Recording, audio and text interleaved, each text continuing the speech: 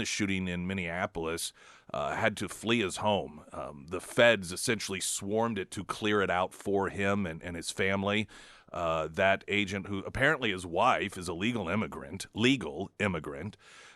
he's just, by all accounts, as the exact sort of guy that you want to be in a position of authority, just an all-around great guy, according to some of the reports. And the left in this country, this insistence on lionizing criminals,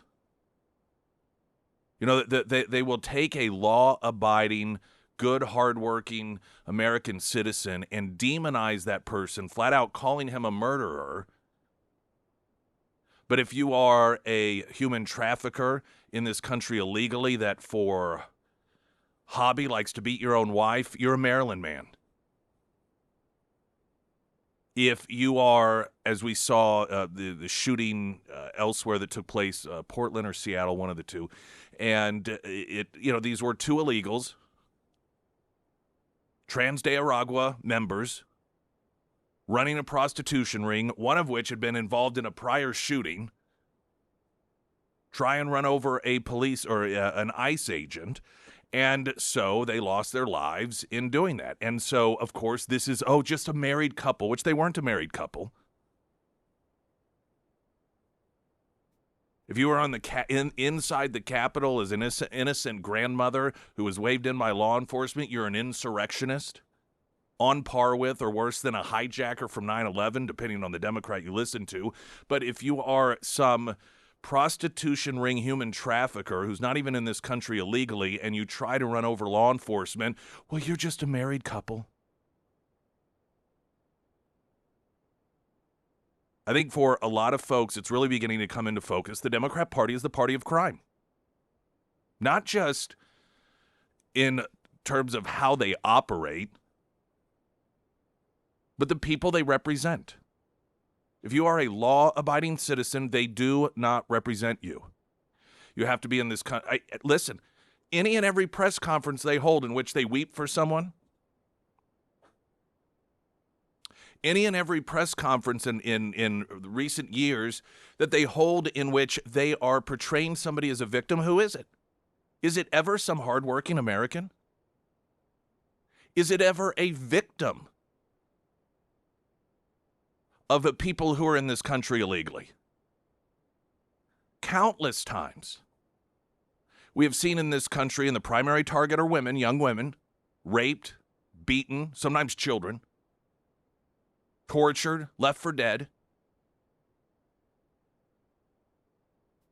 Where are the press conferences the Democrats hold for those people?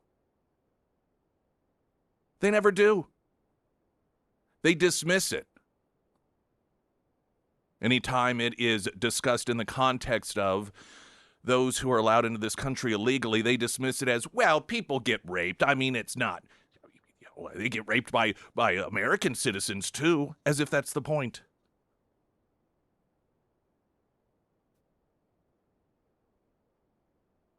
They can use what rhetoric they want, and they can make claims about how they care about and stand up for Americans, but just observe. Anytime they wring their hands, anytime they hold, some sort of event or press conference or rally, who are they doing it for? What is the category of the individual? I can't think of the last time. It was some law-abiding American citizen. What does that tell you? In this country, there is only one political party that actually represents law-abiding American citizens. And that's not a healthy thing. There should be at least two. For as long as I can remember and heard the discussions about how we need more than a two-party system, when it comes to representation of actual Americans, we have less than two. We only have one. And unfortunately, for those on the left in this country that Don't hold the political beliefs of the Republican Party. Instead of trying to start something new, instead of trying to craft together a second political party that will, one, actually represent Americans, but do it from their perspective, they assimilate into a party. They follow the party leadership into a party of criminals.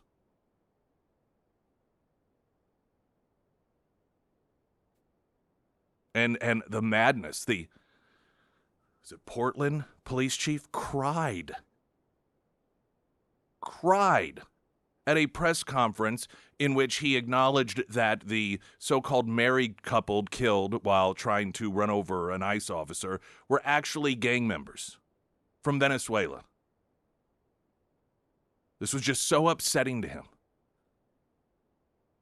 On behalf of the gang members. Got a great bit of audio this morning. The Pyramid Roofing Company talk and text line 447 KSGF. Now the latest news update.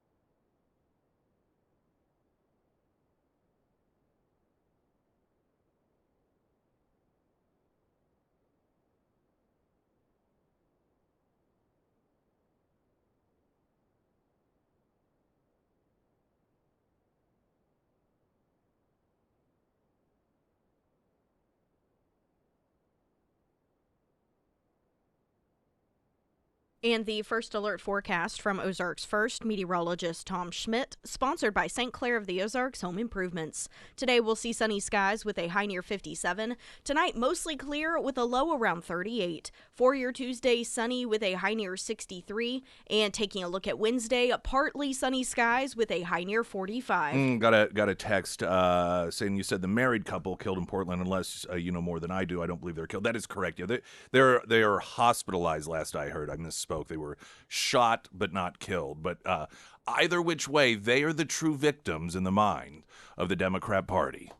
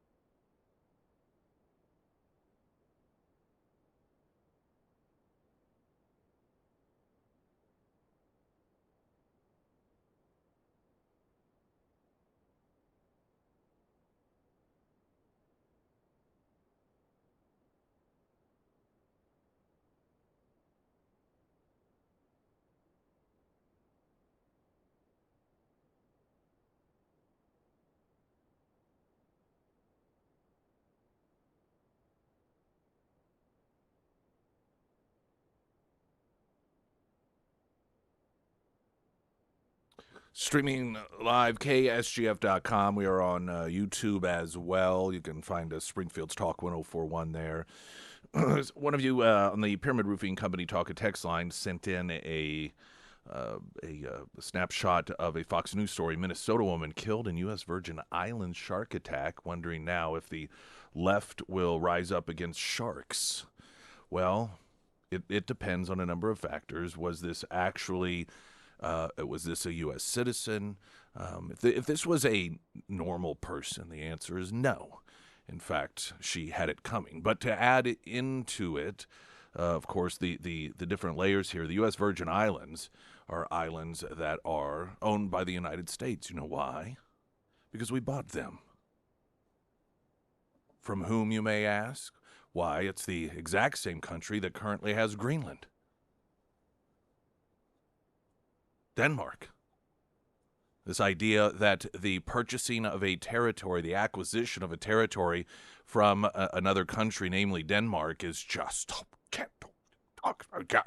just can't even believe that such a thought would be entertained. That's the most deplorable thing I've ever heard. We've done it. That's how we've gotten a lot of our land. In fact, Louisiana actually has purchased it. You've heard of Louisiana Purchase? It was a purchase. These are things we've done. These are the things that get done. Whether it'll play out that way, time will tell. They're very serious. We've talked about them in the past. National security reasons, as Denmark has essentially failed to prevent China from infiltrating that quadrant of the globe.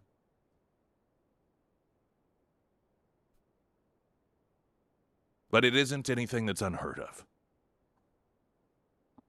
A person saying she was inside Iran was able to share disturbing details about what is taking place inside the country as the dictatorial regime cracks down on protests across the country. The insider was able to connect Alina Shirazi, a senior political correspondent at the Daily Mail, over text during a gap in the countrywide internet blackout enforced by the Iranian government. Side note, anyone want to take a guess what single individual is responsible for the oppressed people of Iran having internet access once again? It's that horrible, evil fascist Elon Musk.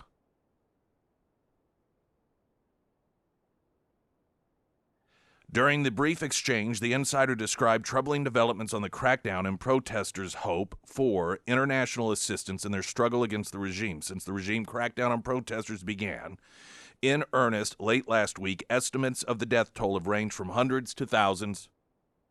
One text from the insider suggests that the real number is somewhere in the thousands. Quote, at least 1K in Tehran, the insider said, dead.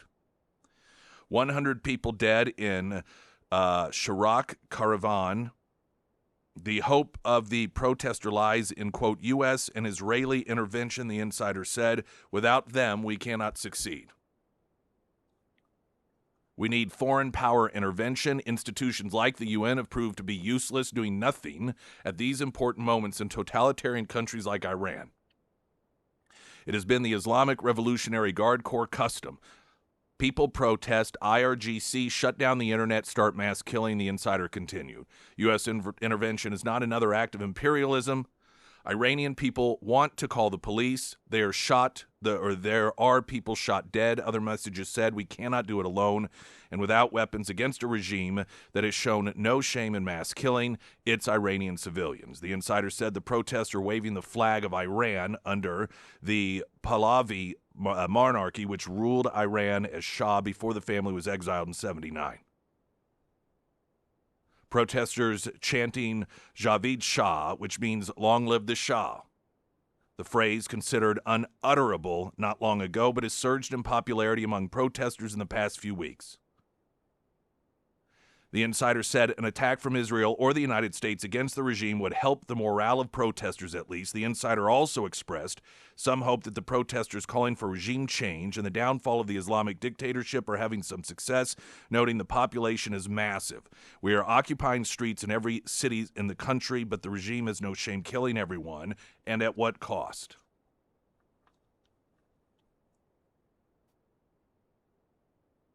Now,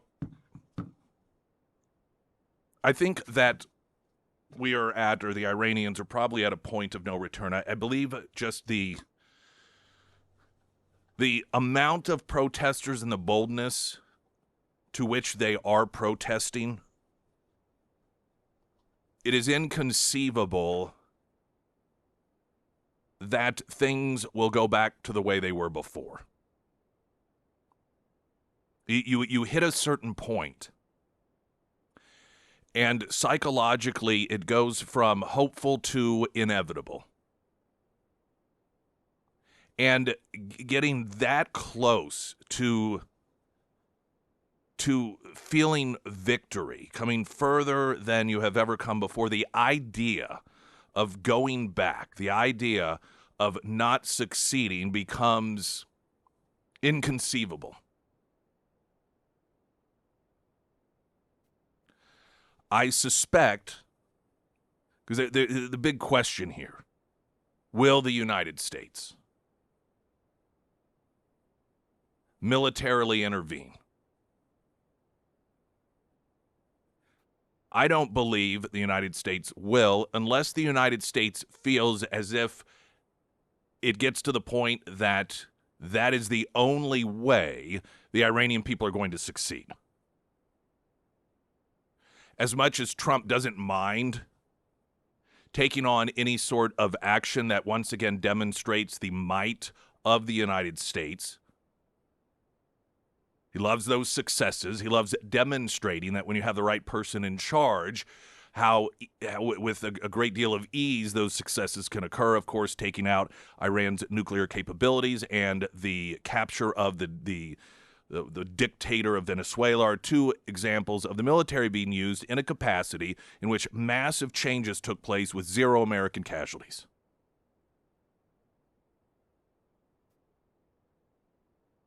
That being said, Trump also recognizes the importance of the Iranian people being solely responsible for the overthrowing of their government. And if there is any way it can happen without our intervention in a manner that is on full display for the world to see, then that is going to be for the best. Because even if it's 99% the Iranian people, and we just give a little bit of an assist, it will allow the enemies of freedom to portray the overthrowing of the Iranian regime as something that was done because of the United States of America, and that the whatever government would come to be is just a puppet of the United States, and the administration understands, I'm sure, that it's much better if that is not there. Now, if it gets to the point in which we believe that it cannot happen on its own, and the only way for a regime change to take place, which is clearly wanted by the Iranian people, is for the United States to give some assistance, I think that we probably would. At this point, I believe that it's just a wait and see and a hope that the Iranian people are able to do this on their own. And listen, I don't think any of us are naive enough to believe that we aren't perhaps, providing intelligence to the people of Iran or to some of those who are leading the organic uprising and doing what we can to assist them without it looking as if it's something that's being guided by the United States. But when it all comes down to it, it's going to be beneficial both to the Iranian people, to the Middle East, for it to appear as if this is something that was done at the hands and by the hands of the Iranian people alone. Springfield's Talk 104.1, I'm Nick Reed.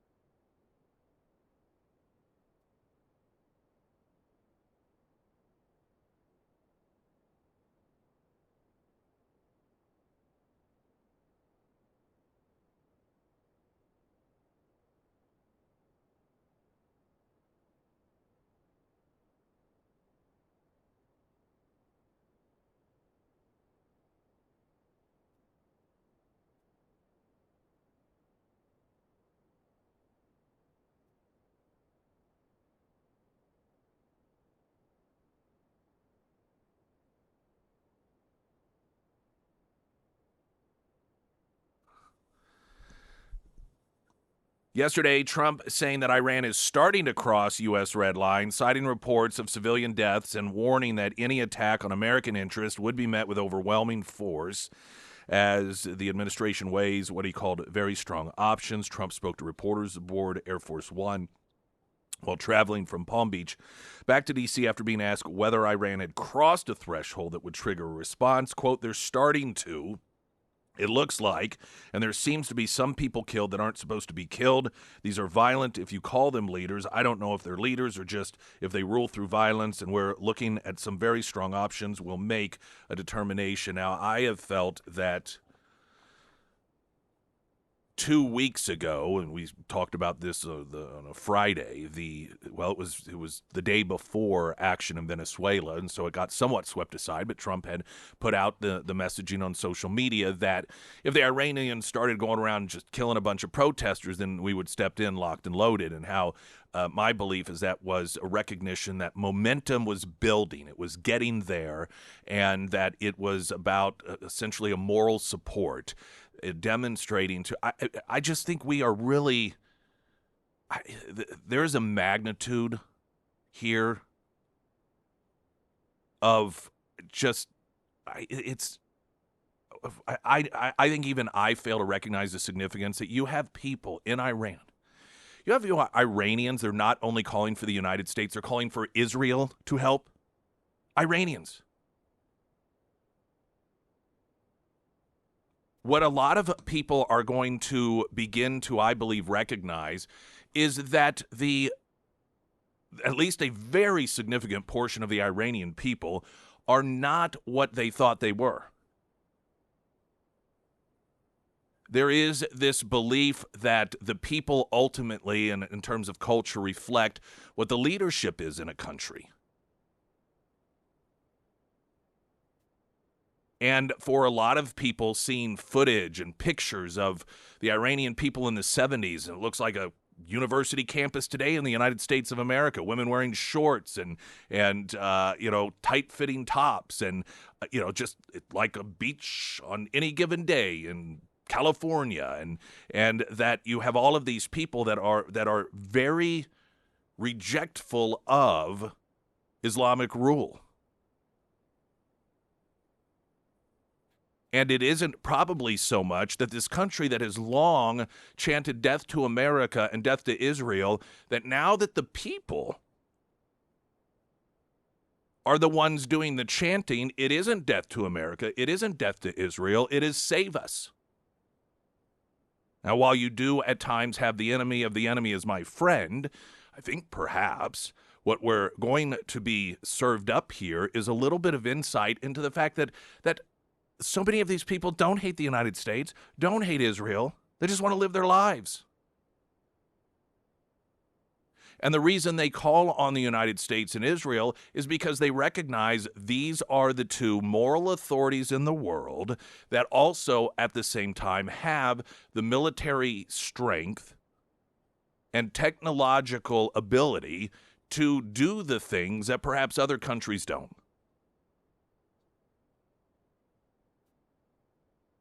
Footage of people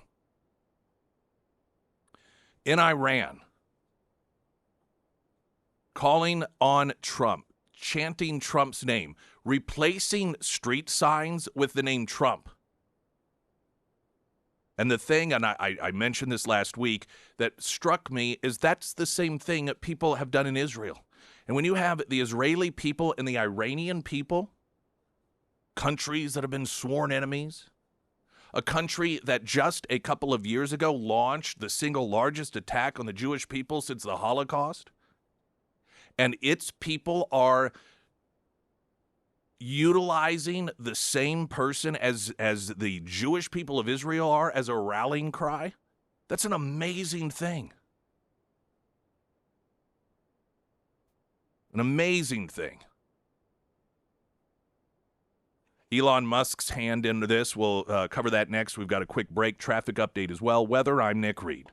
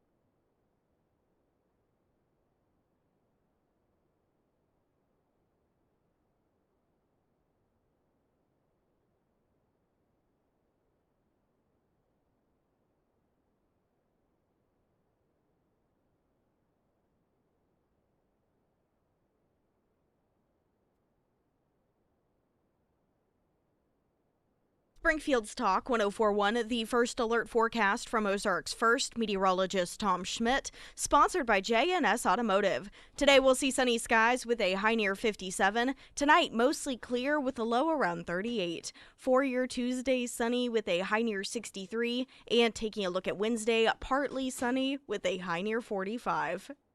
Can you quit it? I was working on trying to fix this. I know. I forgot about it last. Asked me to fix it. It's a little better. Did you get it?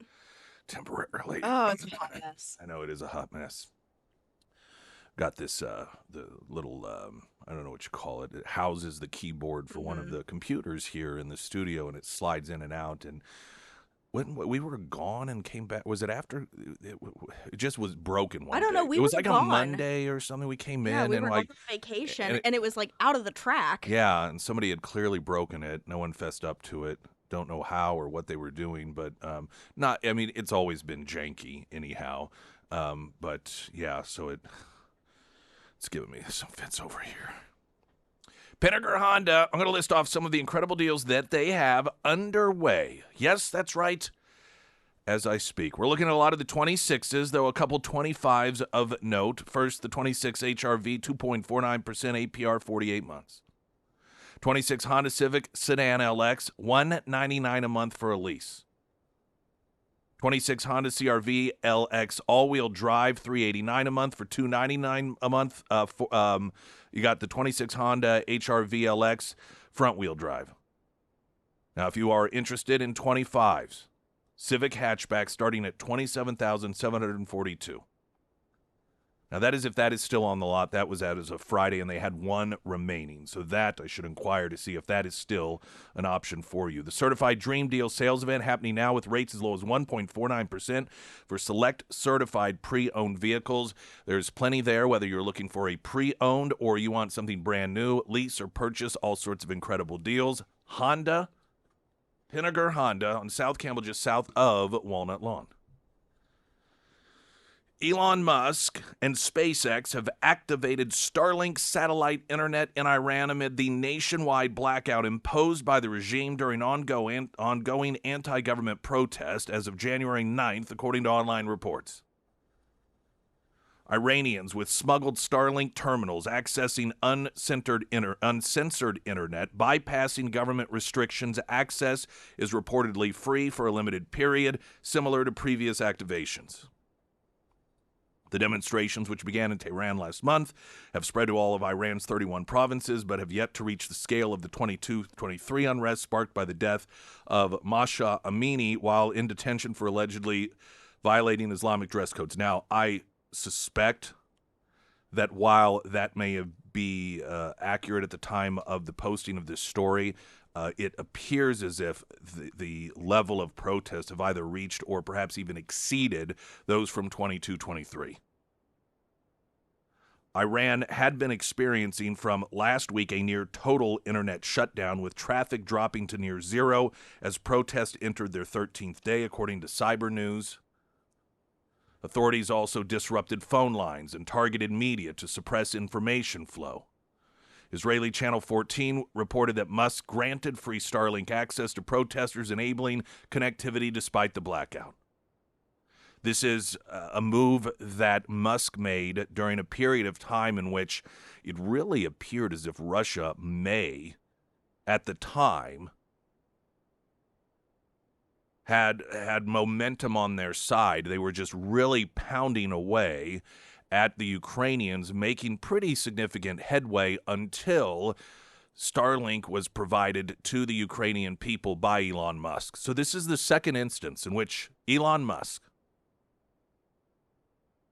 has provided to, well, in this case, it's primarily the people, but it was for military purposes, in addition to civilian purposes in Ukraine, access to the internet, which can make all of the difference in the world. Much of the momentum that is felt by the Iranian people that continue to compel them is the recognition or the belief that the world is seeing what is going on.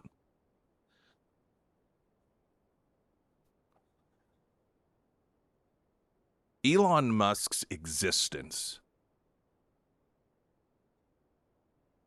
is an existence that provides us the opportunity to see how people on the left are more full of crap than anyone else in the world. Virtually everything people on the left they hold dear, Elon Musk actually puts into action, yet he is one of the worst people in the world according to those same people.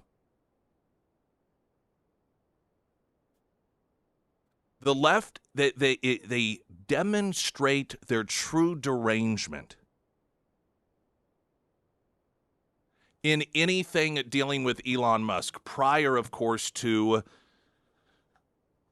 what has been occurring in Iran and his making available Starlink for internet access, and the same for Ukraine. He answered the great call to save the planet through electric vehicles, which do nothing to help the environment, but that's the belief of the left. An individual that put countless dollars towards providing the sort of product that people on the left claimed that they held so dear to them. Yet who became their enemy number one? And for what? Does anyone even know why the left hates Elon Musk? 2 reasons, best I can tell. He eliminated censorship, something that they also claim that they hate. And he sought out areas in which tax dollars were being wasted in areas that oftentimes were fraught with fraud.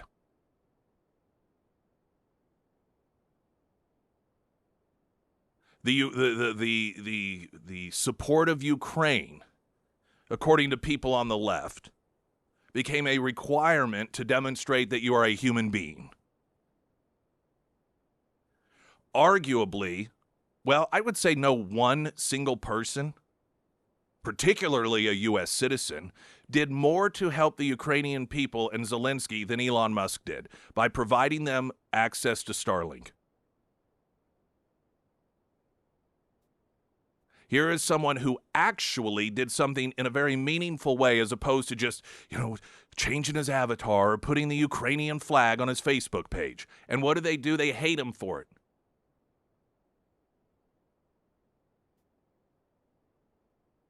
Throughout this world, there are areas in which human rights aren't exactly respected, Iranian being one of those countries. The suppression of the LGBT community, the suppression of women and women's rights.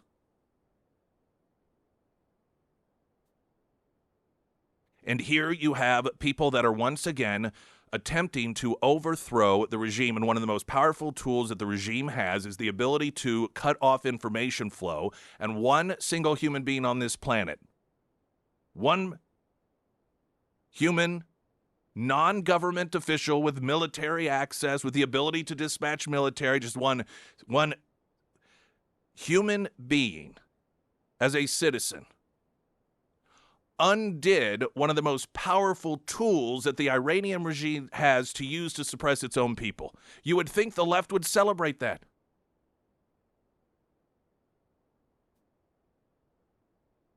This is why people on the left, if you happen to be one of them and want a little bit of insight, why you have no credibility, why people consider you a joke, why it is when you get together and you have some sort of protest, normal people don't listen to you. Because the causes that you claim you care about, the causes that you virtue signal over, the people who actually do more to help those causes than anyone else, you despise.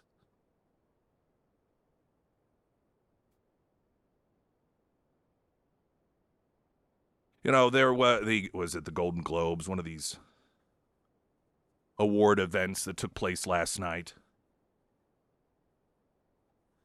And you had a couple of different, I think Mark Ruffalo and Wanda Sykes wearing pins, honoring the woman who tried to run over, who did hit with her vehicle, the ICE agent. Where are the Elon Musk pins? These lying pieces of rich trash on the left that run around virtue signaling over freedoms right now, as they're getting million-dollar bags of swag, walking along the red carpet, giving themselves awards, there are people losing their lives. There are women risking their lives in the name of actual true liberty and freedom. And not to mention, no pins for them, no pins for Elon Musk, the guy who did more to help them combat one of the biggest weapons, and again, that's the cutting off of access of information in and out of Iran by way of shutting off the internet, one of the regime's most powerful and effective tools against the people, and Elon Musk rendered that irrelevant. Where were the shout-outs for Elon Musk? You people on the left have exposed yourself to a degree that makes it almost impossible to recognize the immorality of your lies. Springfield's Talk 1041, I'm Nick Reed.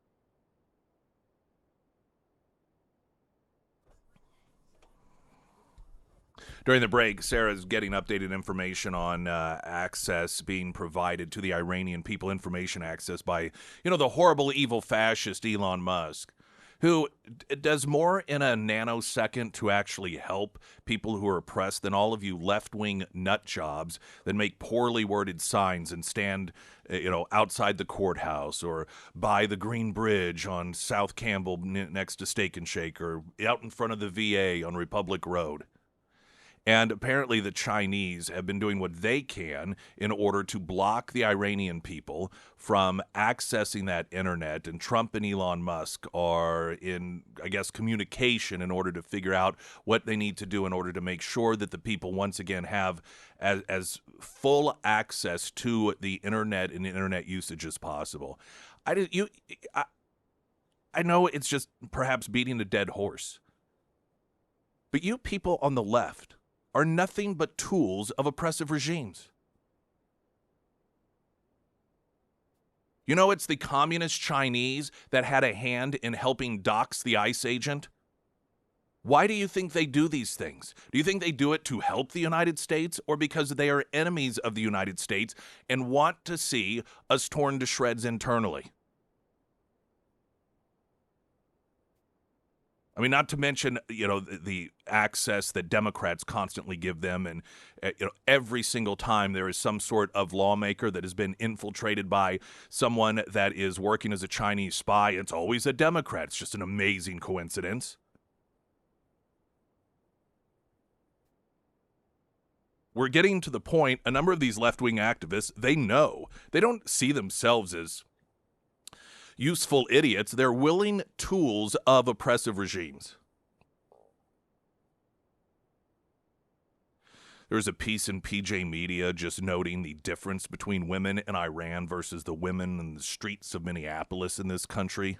What a stark difference. What a stark difference. And what an embarrassment to this country.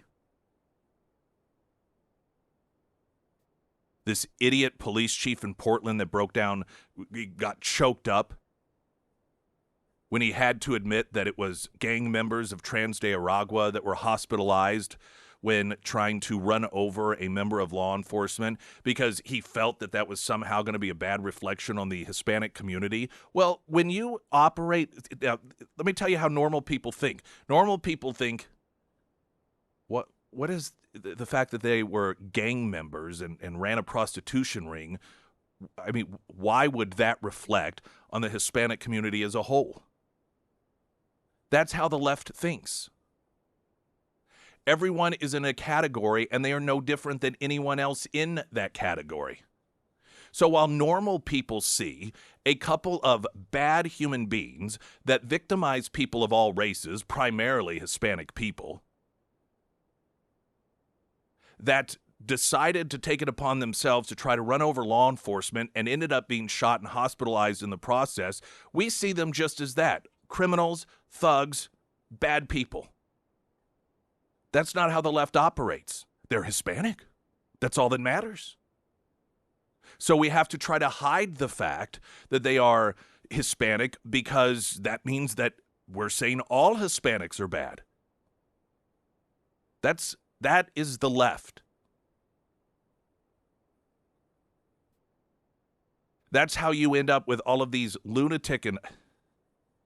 I mean, you could break down the psychology behind why it is women that are so easily lulled into this, so susceptible to the mind manipulation to where they believe that, ICE officers are just a bunch of murderers and Nazis.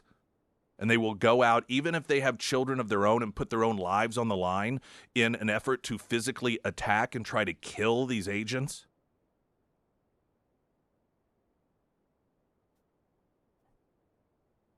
And back, I know I'm bouncing around here, but just the level of insanity and the awards, the Golden Globe Awards, and the anti-ICE messaging that many of them carried with little lapel pins. Much like much like artists, and I made this point before, there are very few venues and locations and events that are as locked down as these, that have the greatest amount of security as these. These people have the privilege and benefit of having hired security that makes sure no one that is unapproved get anywhere near them or inside the venue. And if somebody that wasn't supposed to be there, somebody that didn't have identification and made their way in for whatever reason, they would expect that that person would be removed physically. Those same people have the audacity to be outraged when the rest of us have the same expectations for our borders.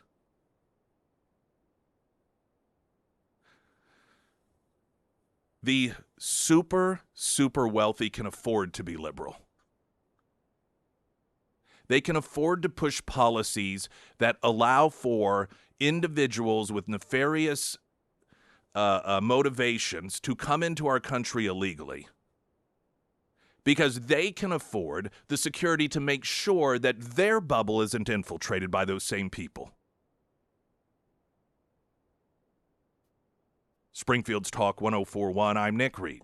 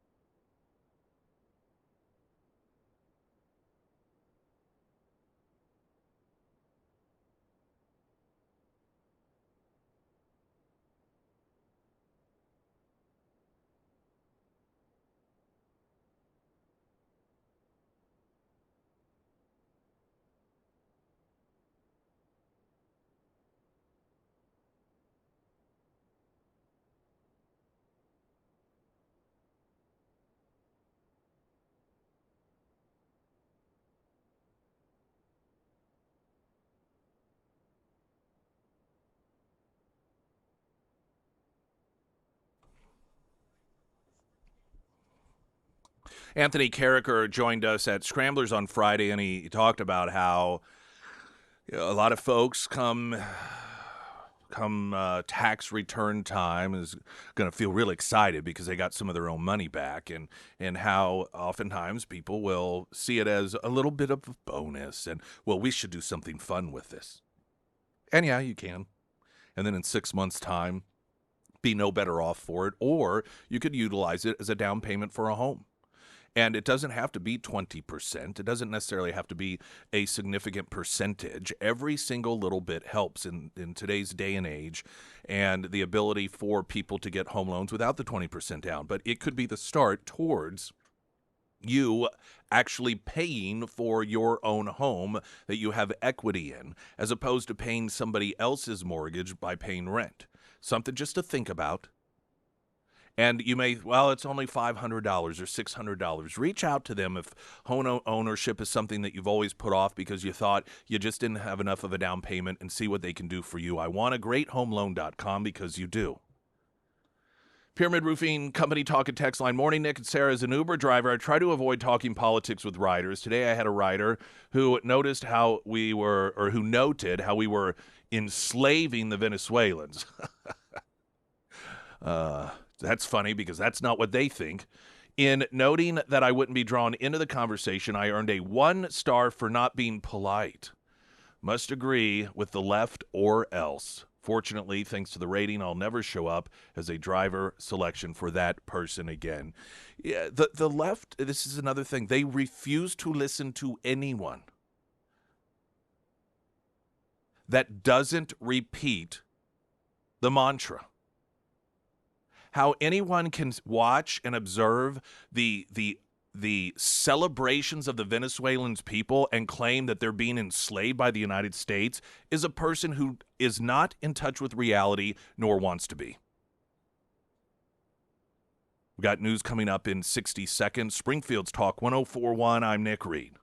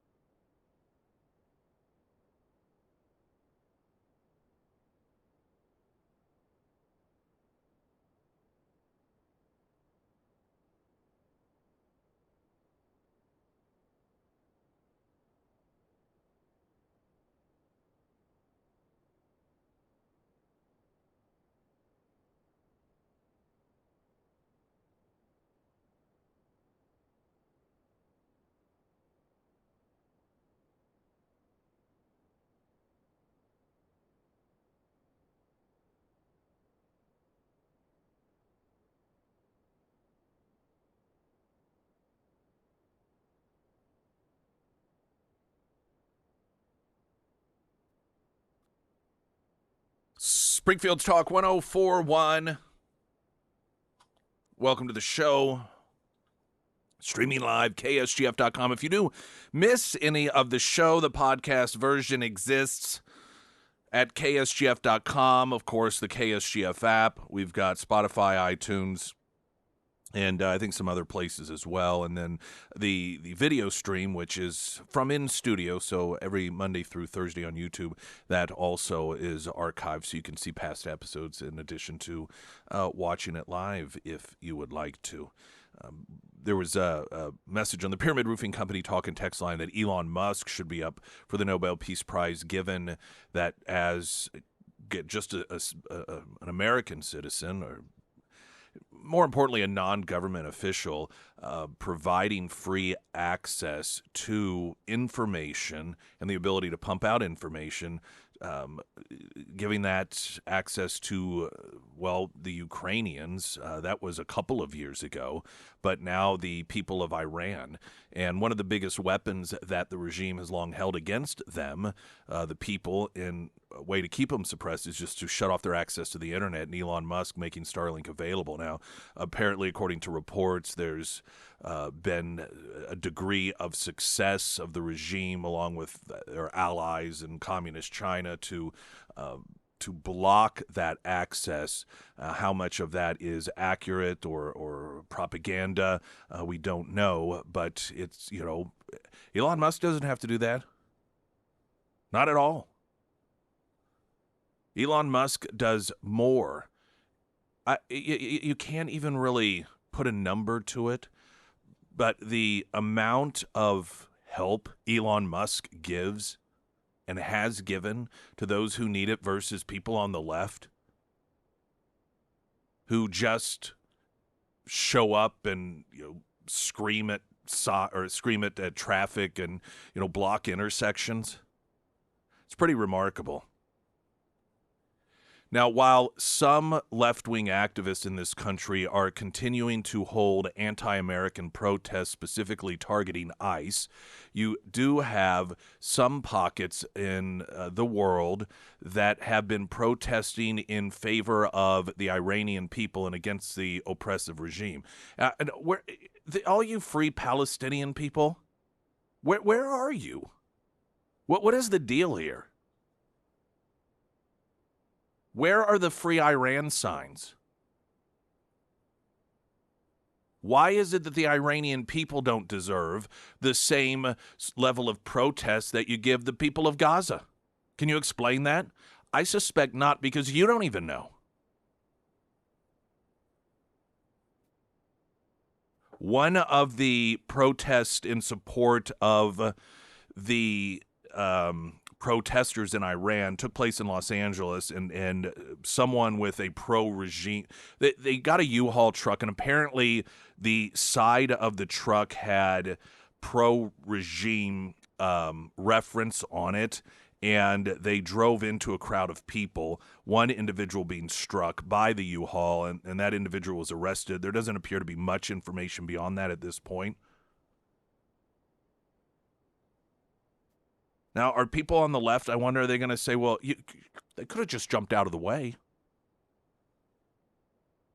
Because this is, according to the left, what you do now. If somebody in a vehicle comes bearing down on you, well, just get out of the way. If you get hit, it's your own fault. That's the position they're taking of this ICE officer. It shifted from, she didn't come anywhere close. She was trying to steer away from him until it became clear by video that that wasn't the case and that she gunned it at him. Then the narrative became, well, he could have jumped out of the way. Now, do you think the protesters, like, let's say here in Springfield, that are having their anti-ICE protest, do we get to try and mow them down with our vehicle, and then if they get hit, it's their fault because they didn't jump out of the way at the last minute? Do we get to apply that standard to them? It is the fault of the person being targeted because they just didn't get out of the way. You may want to think twice on that one. Latest news update.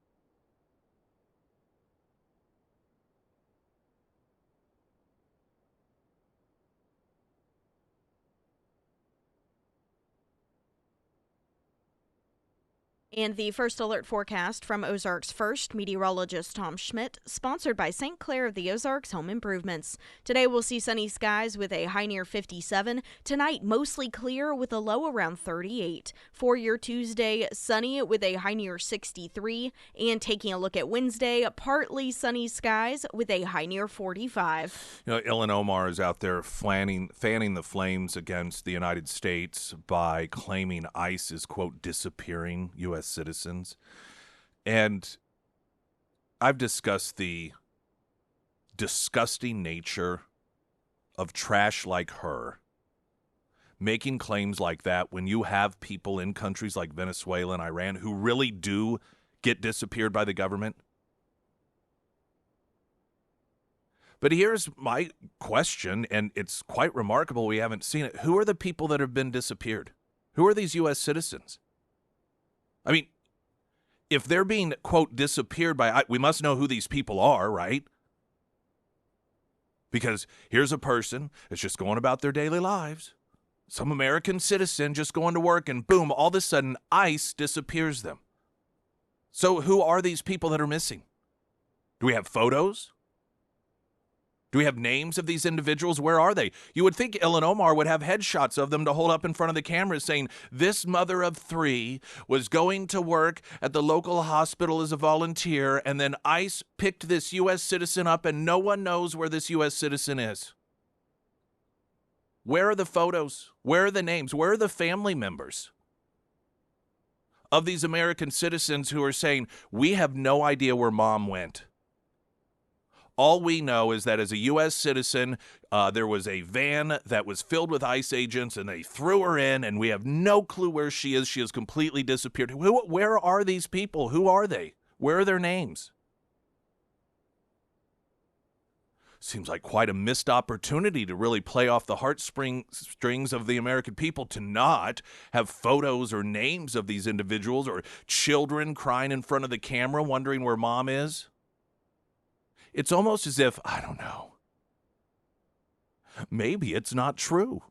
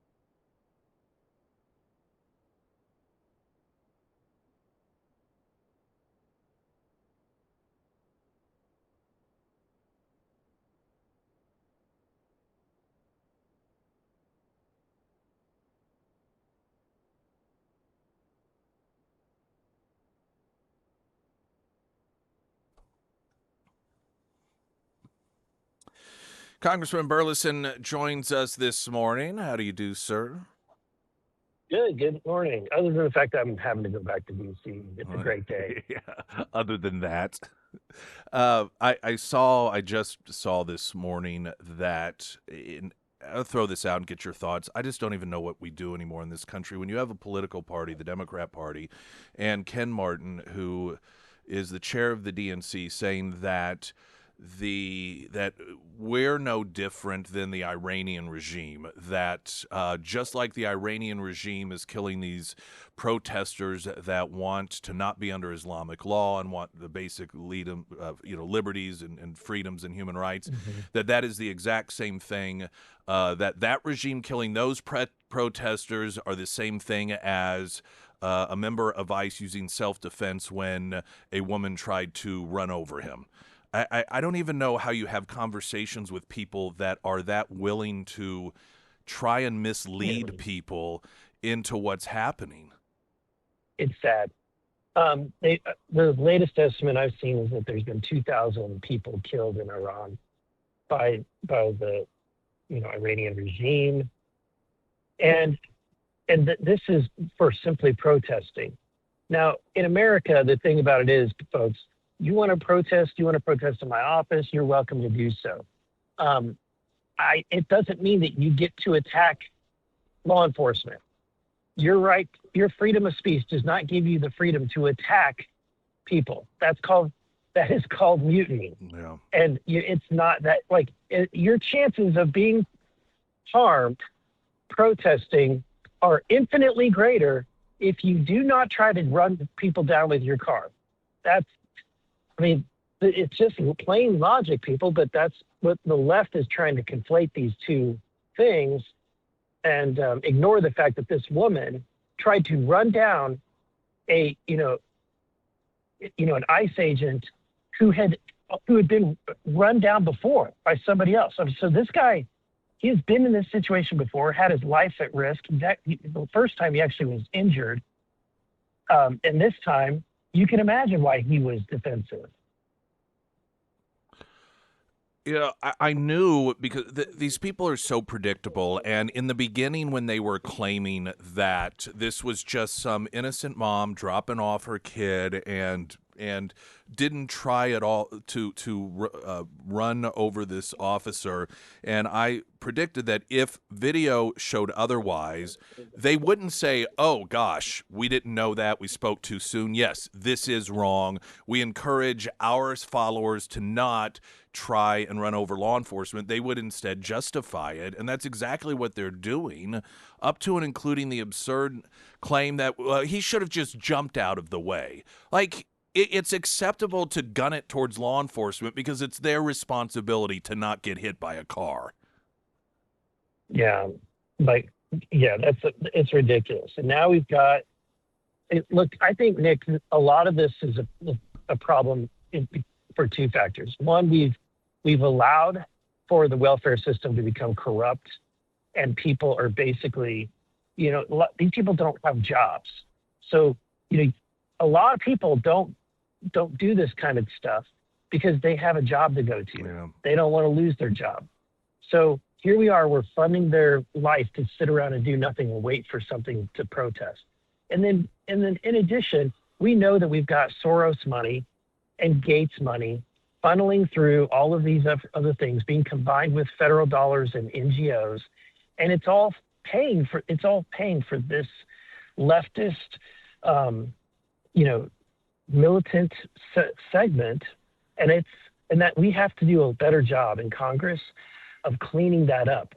And it's my hope that that Jim Jordan, the Judiciary Committee, that they begin investigating this network of money that's flowing to fund these quote unquote protesters.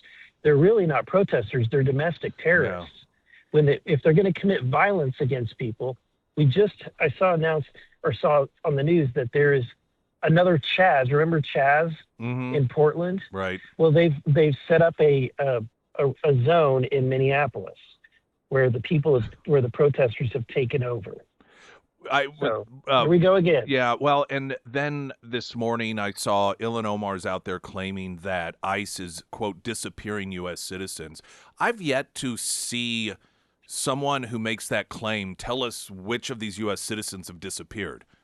Like, who is it? Is it Susie Smith of Dayton, Ohio, the mother of three? I mean, where are the people? You would think, as much as the left loves visuals and tugging at the heartstrings, that they would have pictures of these people that have been disappeared as U.S. citizens. It's just amazing that they seem to not actually provide any names of these individuals. Yeah, I don't believe that there are any. Well, yeah, I know. That's kind of what I was suggesting. And look, this really falls on the laps of the mayors and the governors of these states that have created a sanctuary state and a sanctuary city. Because when you created a situation where you have people that are booked and charged for example, for rape or assault, and they're here illegally, and you release them into the community before ICE shows up, then ICE can't do what their goal is, which is to first go after the criminals. They have to track that person down into the community. And then they end up at their job site, or they end up at wherever location. And at that point, now you're exposing all the other people that are here illegally. And so if people don't want ICE focused in this way, then stop releasing these people who have not only committed the felony of being here illegally, but have committed further felonies. Stop releasing them into the communities and let ICE do their job. We are talking with Congressman Burleson. There were two different videos circulating, and one was a flashback, but there's this pattern I noticed, and the one was a flashback of that mayor of Minneapolis, and I think it was at George Floyd's funeral, and he's like on his knees weeping over the coffin of George Floyd. And then more recently, the police chief in Portland reporting on these two Trans de Aragua gang members that were shot trying to kill an ICE officer and hospitalized, and he gets choked up talking about them. And I'm not a guy, I'm not somebody who believes that real men don't cry, but at the same time, what is it with these men on the left that just break down and they start crying, and they cry over the most bizarre stuff? There's just something to me that's so off-putting about it. Yeah, it's acting. It's acting. Do you really think that they actually care about? No, I don't think they do. But what a weird way to act. Instead of acting macho, you know what I mean? Like, if you're going to pretend you're something you're not. But Nick, that's not the left. The left, yeah, I know. The left hates masculinity. Yeah. They hate, they literally want us all to be beta males. That's what the left wants. It's got to be a psychological. I know we're going off the beaten path here, but it runs so counter to science and biology, and the mass psychological problem that causes men in particular to want to behave as if they're not men. And then they come election time, they're scratching their heads trying to figure out how come we're losing men as voters. You really don't understand this? It's crazy. Yeah. Hey, I wanted to ask you, I don't know if you saw this story or not, but there was a story about how Marjorie Taylor Greene, apparently Trump has reported her to the Secret Service because his people believe that an event that he was having at a restaurant, that according to the reports, she had suggested, oh, you should eat at this restaurant. And he's like, okay. And then they say the day he was scheduled to be at the restaurant, she called to make sure that he was going to be there. And then there were a bunch of protesters that showed up. And the Trump people believe that she leaked that information or fed it to the protesters so that they would show up and embarrass him. And so there's a Secret Service investigation, I suppose. Have you heard anything about this? I saw a clip of it in the news and didn't care enough to read the article. I mean, these are not things that I also don't watch Real Housewives. Yeah. So, but this is like Real Housewives kind of stuff. The press loves this stuff.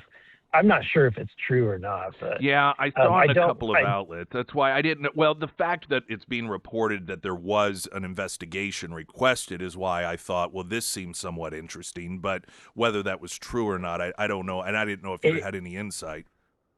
I don't. I personally don't like the internal drama Right. that, Yeah. that's been created by all of these people, and the president included. I think that Agreed. he takes the bait, I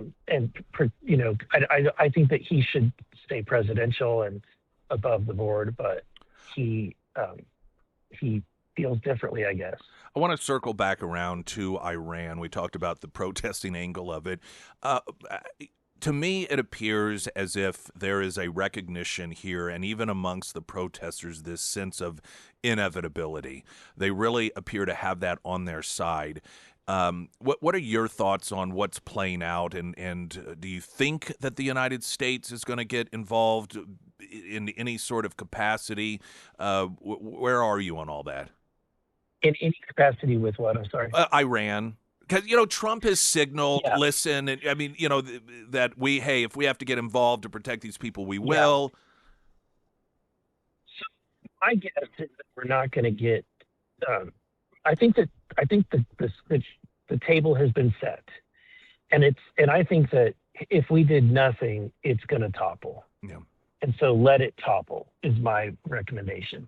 I'm sure, and I would say that including knowing that we probably have assets in the region that are, at least helping and participating and in creating this kind of conflict. Just like we probably have assets from other foreign countries in the United States that are part of stirring up this stuff that's happening in Minnesota as well. So it's part of the international thing. I'm sure that we do have that going on, but as far as doing official action, I don't have inside information. I don't have the intelligence briefings to know any different. But from what I have heard and what I do know, I think that the table is set, and eventually it's gonna fall. As long as we continue to restrict their supply to money and their ability to sell oil, and the fact that what happened in Venezuela really hurts not only Russia and China, but it also hurts Iran, and because we're now putting a lot of oil back onto the open market where people would have had to look to Iran to buy that. So I think that Iran is probably set to collapse. Any final thoughts this morning? Well, I mean, somebody's pointed out to me over the weekend, if that happens, for the president to have done something simple in Venezuela that causes the collapse causes the complete reform in a positive way of Venezuela and Iran, that is probably the best foreign policy that we've seen from any president in over, and ever. Yeah. Ever. Not only that, but bringing peace to the Middle East. I think he has got a lot of foreign policy wins on his belt. Yeah, for a guy that has long been portrayed by the elites as having no idea what he was doing, and particularly during the first term was going to start World War III, there has been more meaningful change for the better, with relatively little to no loss of life for the U.S., particularly when it comes to Iran and Venezuela. I always find it amusing, the people who want to portray him as some sort of buffoon that doesn't know what he's doing, yet he manages to produce much more successful results than the experts do, which I guess it doesn't say much about them. Yeah, no, he's an out of the box thinker. Yeah. And that's why he's been so successful, I think, as president. Congressman Burleson, thank you, sir. Safe travels to D.C. Thank you. Have a great day. All right, you do the same. Springfield's Talk 104.1. I'm Nick Reed.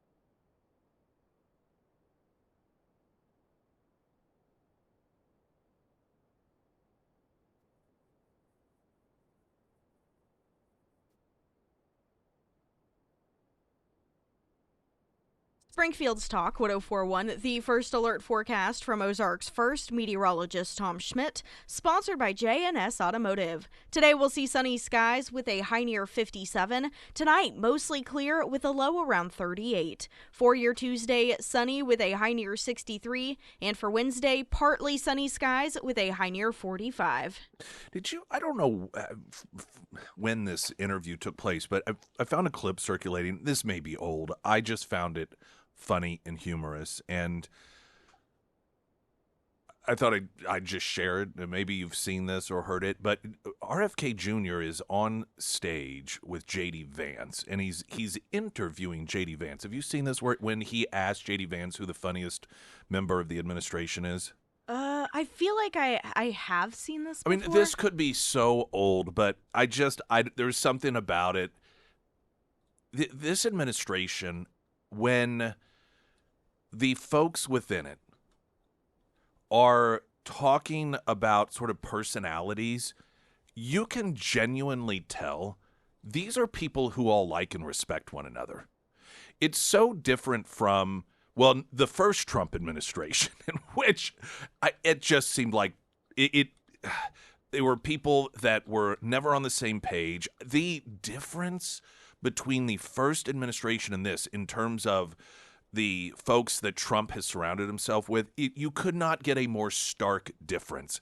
It is so impressive, Trump's recognition of his picks during the first time around, which he acknowledged prior to this election that he needed to a better job of picking people to be part of his inner circle, part of the cabinet, and you can just really see it. But you think about even the Biden administration, in which, well, one, you don't even know who was running it, but the backbiting and the snipping, and just, you had Jill hating on everybody hating on Jill, and everybody hating on Kamala hating on everyone. But whenever people from the Trump administration talk about one another when it comes to personalities, you can tell they just really have a respect and a joyful attitude towards one another. And this is, I think, on display in this conversation. Again, it may have been months and months ago that it took place, but RFK Jr. asking J.D. Vance, who's the funniest person in the White House? The President of the United States. So beside him, I mean, look, we all have different views on this. My personal vote for funniest person outside the president is probably Marco. Yeah, Marco. He has an incredible sense of humor. He's got great comedic timing. There's a lot of funny people. I think Marco is the funniest outside the president. He's the thing that makes everybody laugh, right? He's fun, stream accounting. That's right. Well, I mean, I don't know if you saw this video circulating on social media, but President met the president of Syria, al-Shara, in the Oval Office a couple of days ago. And, he asked him, he's like, well, how many wives do you have?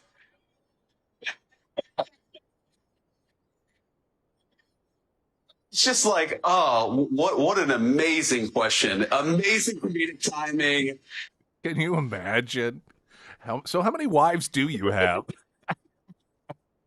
There was another one. I don't know why these kept popping up. Did you ever see the video where J.D. Vance was talking about Trump sitting in a meeting, and I think it was with Vance and Marco Rubio, and Trump looking at their shoes, saying, you guys only have ugly shoes? No. And he said that, he's like, you guys, what is with you? All your shoes are so ugly.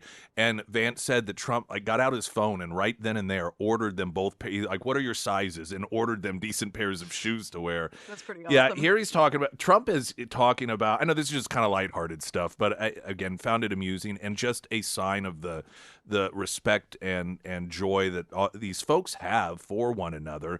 And Trump is relaying a story about meeting with some world leader. I'm not sure the context of the world leader, and then the world leader's vice president. And he's talking about how that the vice president had no play in anything. He tried talking to the vice president, but the president of whatever country is like, no, I'm the one who answers the questions. And then comparing that to J.D. Vance. The equivalent of a vice president, I said, are you going to answer my question? And he's like, he doesn't move. I said, what's wrong with this? I will answer all questions. JD doesn't behave like that. JD blends into conversation. I want to have that for at least a couple of days. Okay. So we'll keep you long term, but a couple of days. A couple of days ago. Okay. So it's like, why can't JD's always butting into my conversations?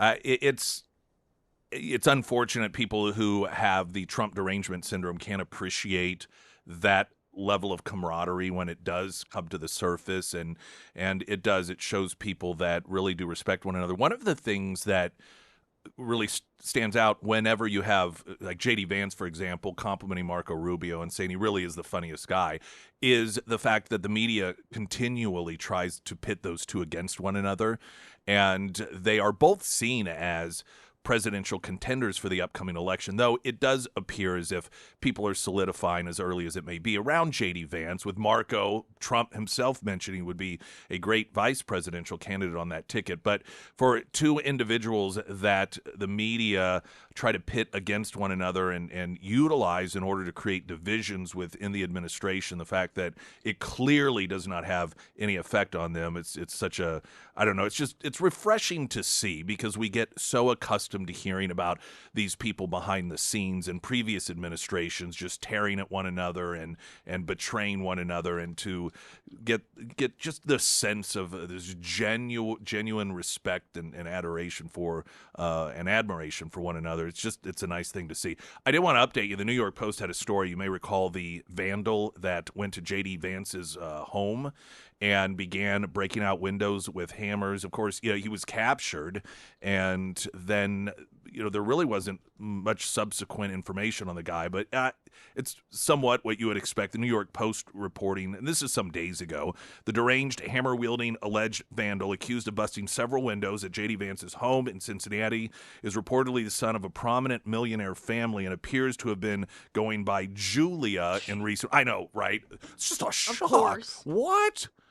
Another transgender? What? This is just an amazing coincidence. William DeFore, 26, was arrested early Monday after allegedly shattering 4 windows at Vance's home. Again, this is last week. Police said DeFore was attempting to break into the home around midnight. The Vances, who moved into the vice president's official residence in Washington after the inauguration, were not in Ohio at the time. It is unclear whether DeFore identifies as transgender or non-binary, but he recently appeared to be posting under the name Julia DeFore. Cops listed the suspect's name as William and his gender as male. In the mugshot, DeFore has an unkempt, matted mullet and a dead-eyed stare. DeFore's father, also named William, is a successful Harvard University graduate. All of this is just absolute stereotypical leftism. He boasts decades as a pediatric urologist in Cincinnati and works as a professor at the University of Cincinnati's College of Medicine. The family lives in a $1.3 million house in the city's wealthy Hyde Park neighborhood. The elder DeFore donated thousands to Kamala Harris's failed presidential campaign in 2024 after years of small contributions to a PAC that lobbied for urologists, according to federal records. He is also a longtime Democrat Party supporter, according to his public contributions, donating upwards of $5,000 to former President Biden and Vice President Harris' respective campaigns in 2020 and 2024. He also previously backed a federal assault weapons ban in the wake of the Robb Elementary School shooting in Uvalde, Texas, according to Facebook. The younger DeFore appears to have fallen from grace after graduating in 2018 from the Summit County Day School, where he was hailed as a candidate for the U.S. Presidential Scholars Program.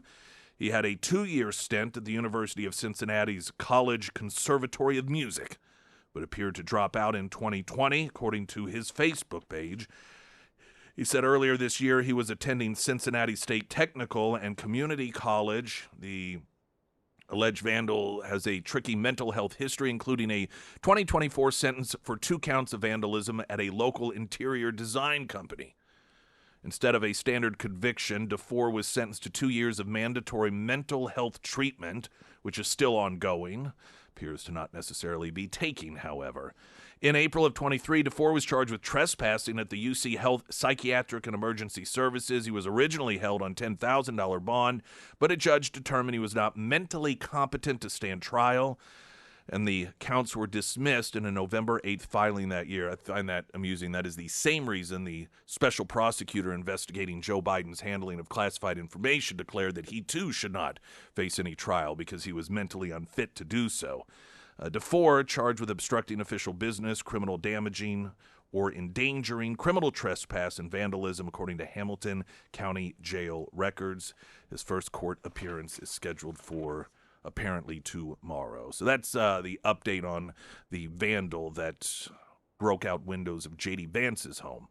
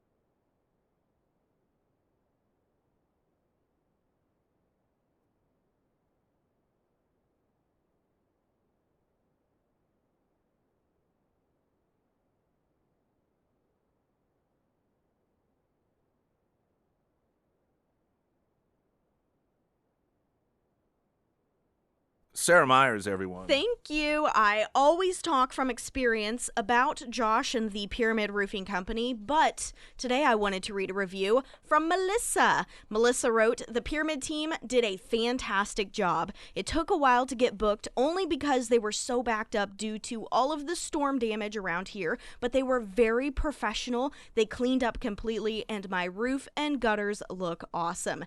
And the great part now is since it's winter, you can experience a shorter wait time. You don't have to wait around because of all of the storm damage.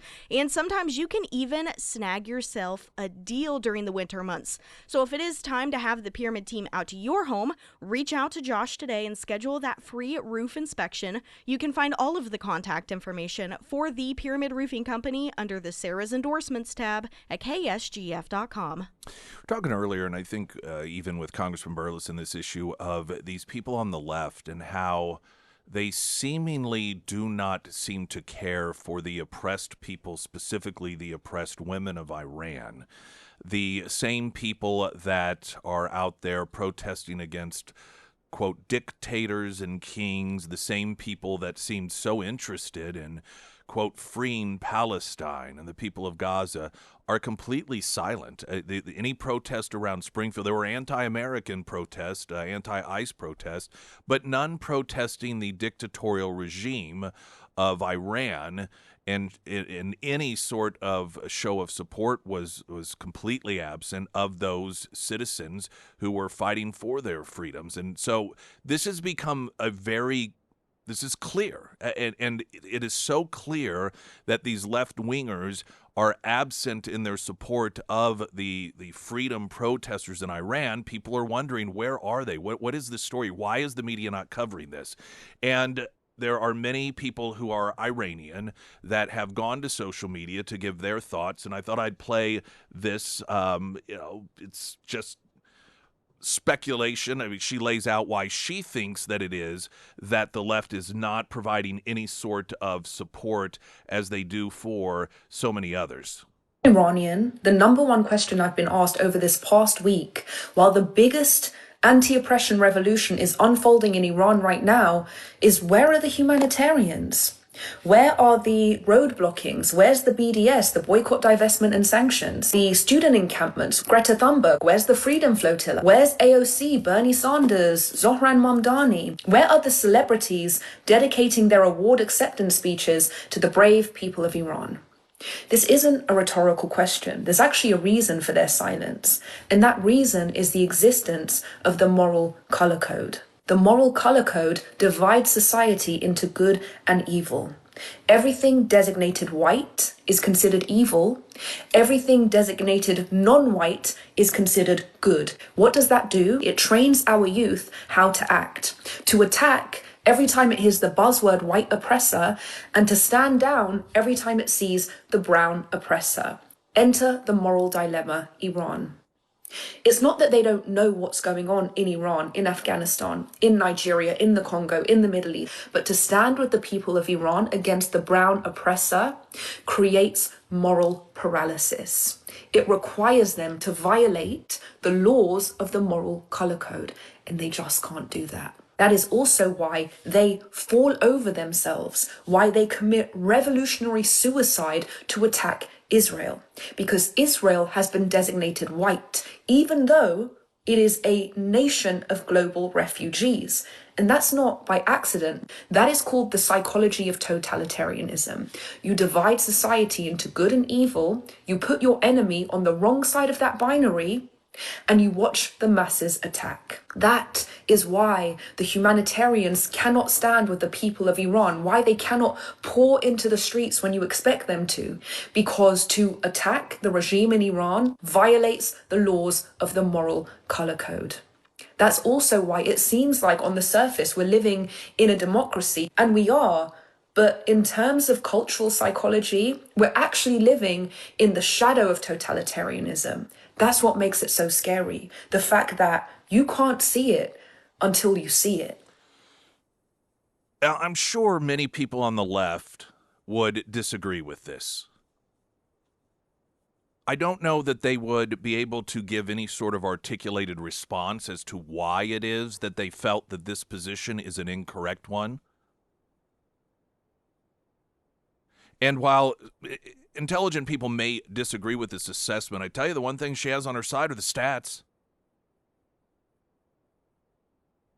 Anytime there are people that are oppressed, if the oppressors are people of color, they don't care. At least they don't protest, they don't demonstrate. Venezuela is a perfect example. Iran is a perfect example. She listed off a number of other countries, Nigeria, you can go down the list. See, this is the horrific anti-humanitarian damage that all of this DEI stuff does, all of this critical race theory stuff does. And it is why, and this was discussed when you had all of these people on these university campuses that were protesting against the Israelis, because in their minds, the Jewish people are white. And so by default, they are bad. When it comes to Iran, well, they're all brown, so it's fine. Kill one another off. Same thing when it comes to murders of American citizens in Chicago, Baltimore, St. Louis. That's black on black crime. So that's fine. They don't care about that, because of what she describes as that moral color code. You can only take a side if one of the sides is white, and that side is the bad side, so the other side is automatically the oppressed. And again, while some may think that is an overly simplistic way to look at it, the stats are on her side. Springfield's Talk 1041, I'm Nick Reed.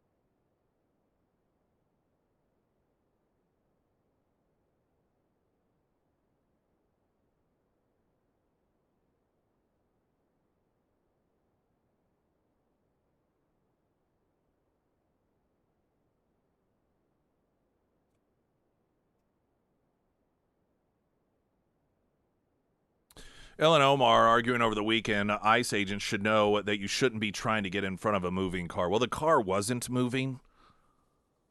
It was at a stance. That actually was the problem.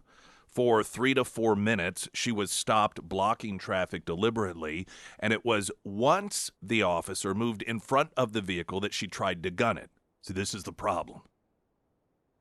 But I still think we should have an open conversation about utilizing the left's rules for vehicles and how it is that one should deal with a vehicle coming towards them when it comes to some of these left-wing activists that protest on the side of streets. Are we allowed to put the same rules into play? That you should just jump out of the way? Do I get to careen my vehicle up onto the curb and try to mow down some of these left-wing protesters and then say, well, they should know better than to be in front of my moving vehicle? And if they don't know any better, they should just jump out of the way at the last minute. It's on them. Let's have that conversation.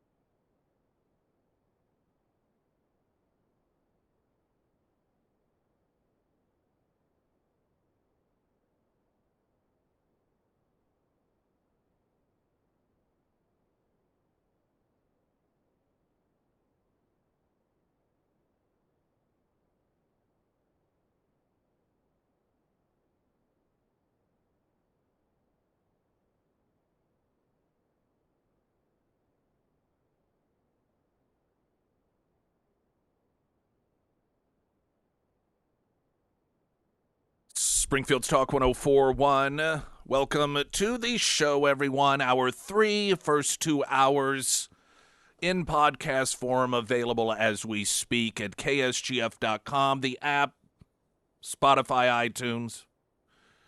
There's an interview that has gone viral with a man claiming to have witnessed the U.S. operation to capture Maduro.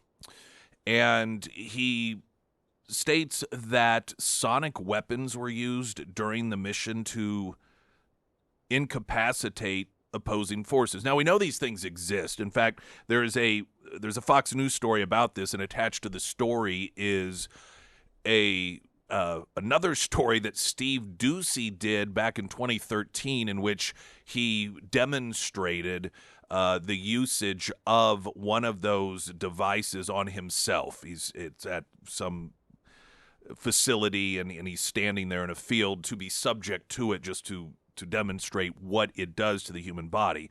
And so this is technology that we know exists, but I thought it was a somewhat interesting interview, and so I want to share with you what it is that this individual that is supposed to be a security guard said during the interview. And it's written up as the account from a Venezuelan security guard loyal to Maduro, who was there during the day of the operation. And he talked about being on guard, and suddenly all of the radar, everything just shut down without explanation. And the next thing we saw were drones, a lot of drones flying over our positions. We didn't know how to react. And the interviewer said, "So what happened next? How was the main attack?" The guard said, "After those drones appeared, some helicopters arrived, but there were very few, I think barely 8 helicopters. From those helicopters, soldiers came down, but a very small number, maybe 20 men. But those men were technologically very advanced. They didn't look like anything we have fought against before." And then the interviewer asked if that, so that's when, the real battle began. He said, "Yes, but it was a massacre. We were hundreds, but we had no chance. They were shooting with such precision and speed. It seemed like every soldier was firing 300 rounds per minute. We couldn't do anything." The interviewer asked, "And your own weapons, did they not help?" To which the guard responded, "No help at all, because it wasn't just the weapons. At one point, they launched something. I don't know how to describe it. It was a very intense sound wave. Suddenly, I felt like my head was exploding from the inside. We all started bleeding from the nose. Some were vomiting blood. We fell to the ground, unable to move." The interviewer asking, "But your comrades, did they manage to resist?" "No, not at all. Those 20 men, without a single casualty, killed hundreds of us.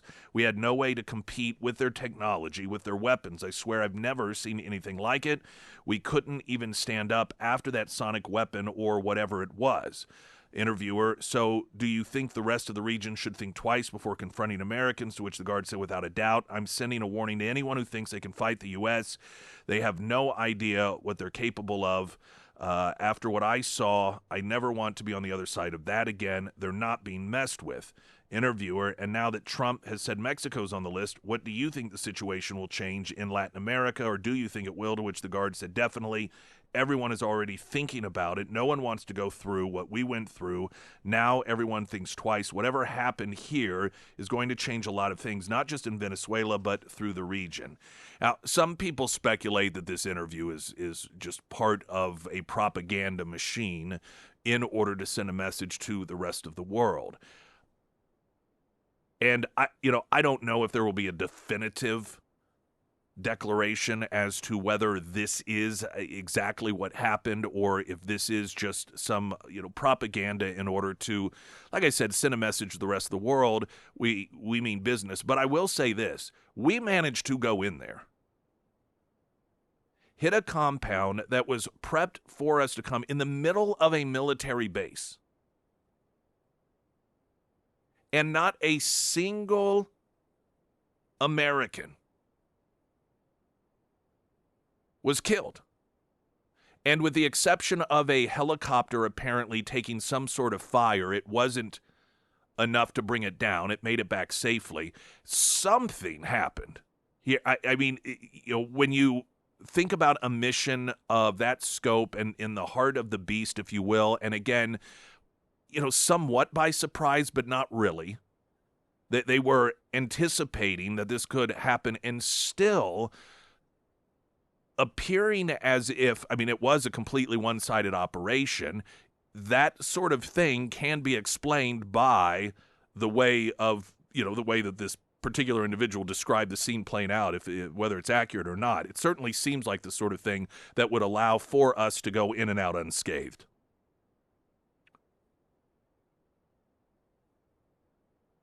I don't know whether it is like I said, accurate, but whatever tools and skills we utilized certainly demonstrated that we are far superior to probably any other military on this planet, and that's a powerful thing.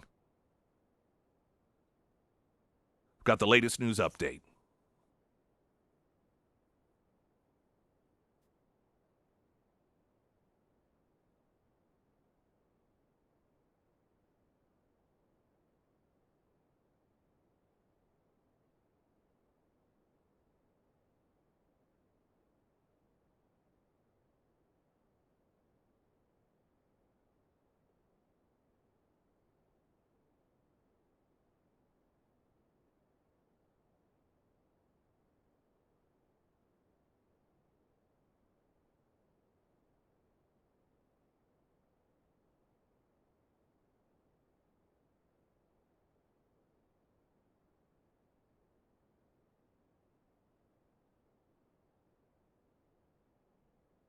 And the first alert forecast from Ozarks First meteorologist Tom Schmidt, sponsored by St. Clair of the Ozarks Home Improvements.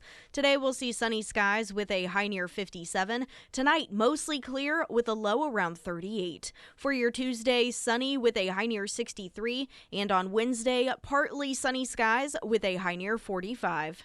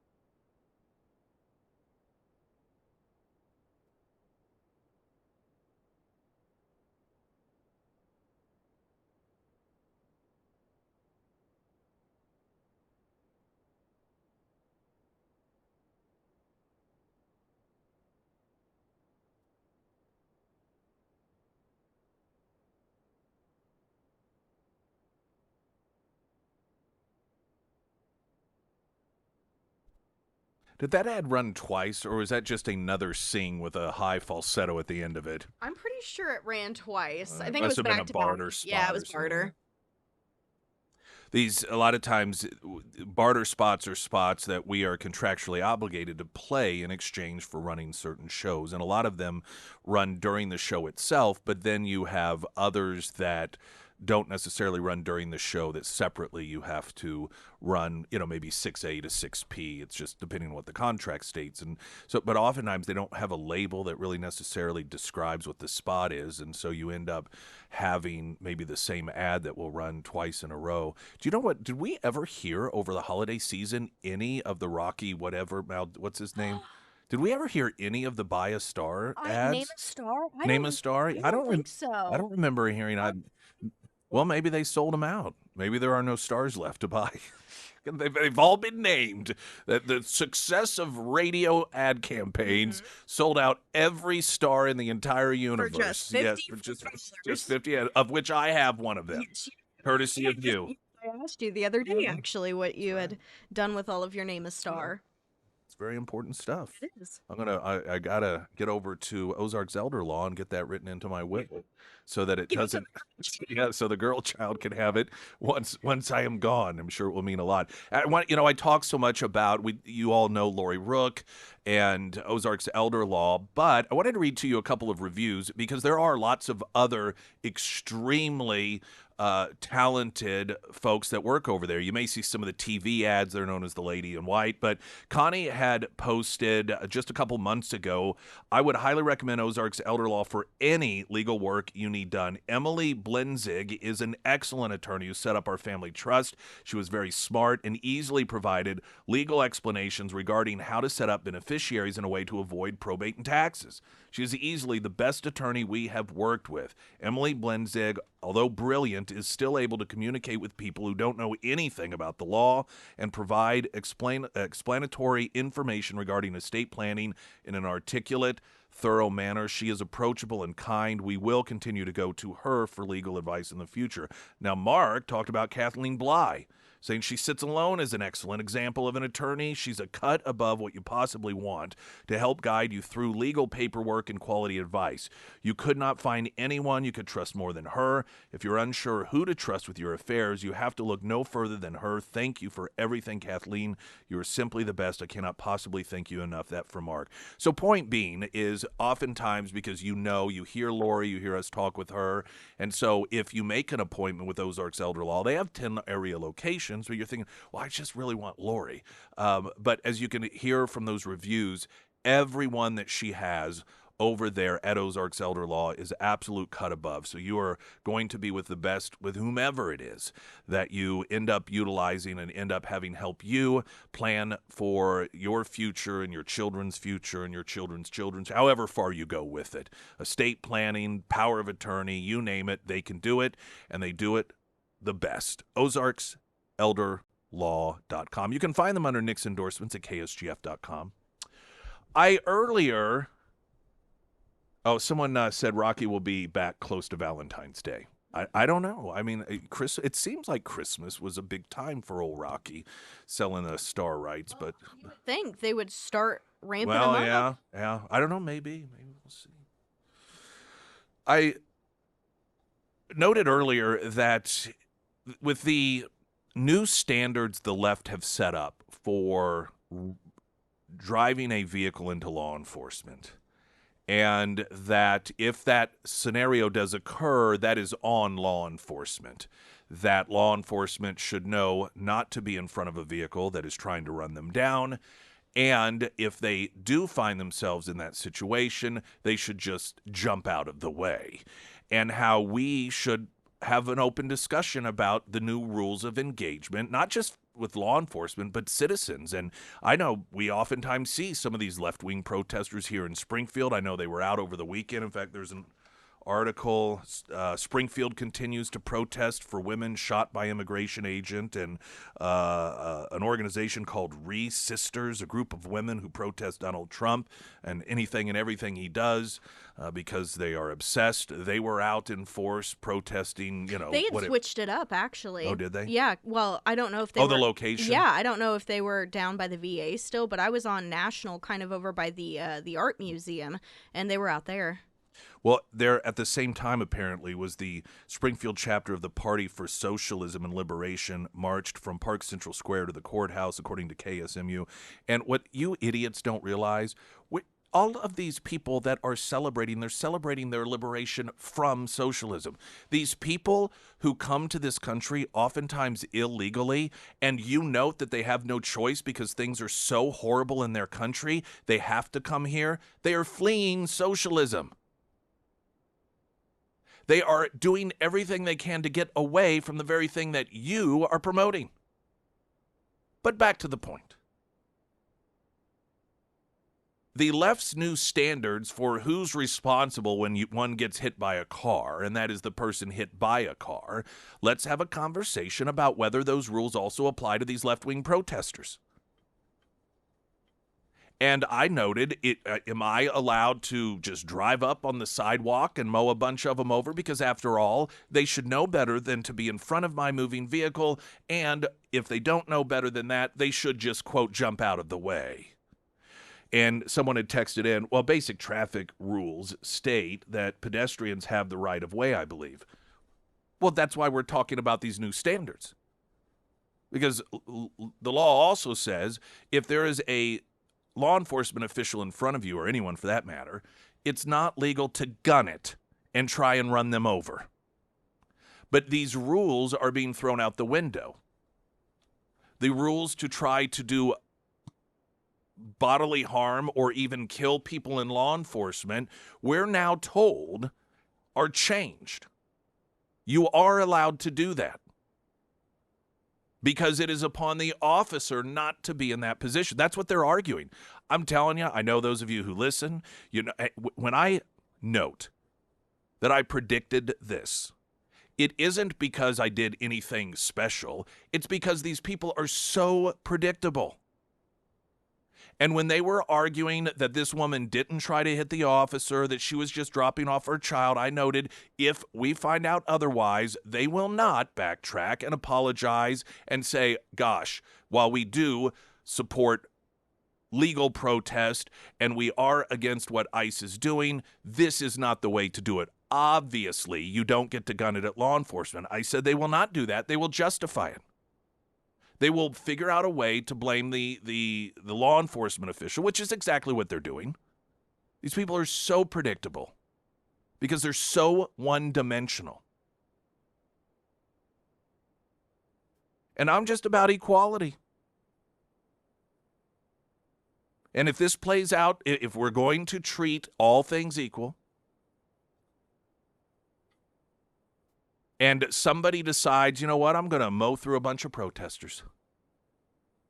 And if they get in my way, they should know better, and they should just jump out of the way if they don't. And if I end up losing my life in the process, I sure hope that the left has some sort of memorial for me. I hope that Hollywood wears little lapel pins when they accept their awards during award shows that have my name on them. Of course they won't do that.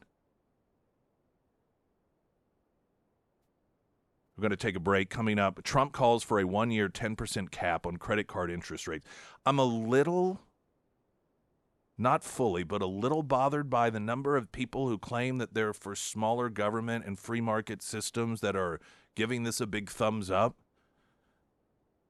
The idea of government dictating how much a private business can charge for their goods and services, that's I'm just a little concerned here. First, let's get a quick break. I'm Nick Reed.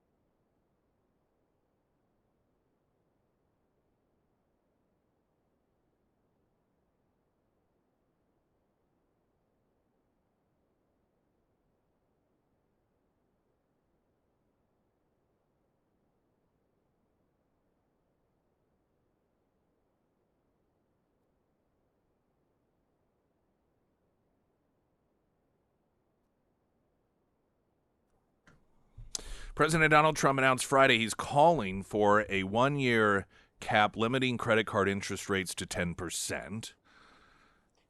Posting on Truth Social, quote, "Please be informed that we no longer let the American public be ripped off, or we will no longer let the American people be ripped off by credit card companies that are charging interest rates of 20 to 30% and even more, which festered unimpeded during the sleepy Joe Biden administration. Affordability, effective January 20th, 2026. I, as President of the United States, am calling for a one-year cap on credit card interest rates of 10%.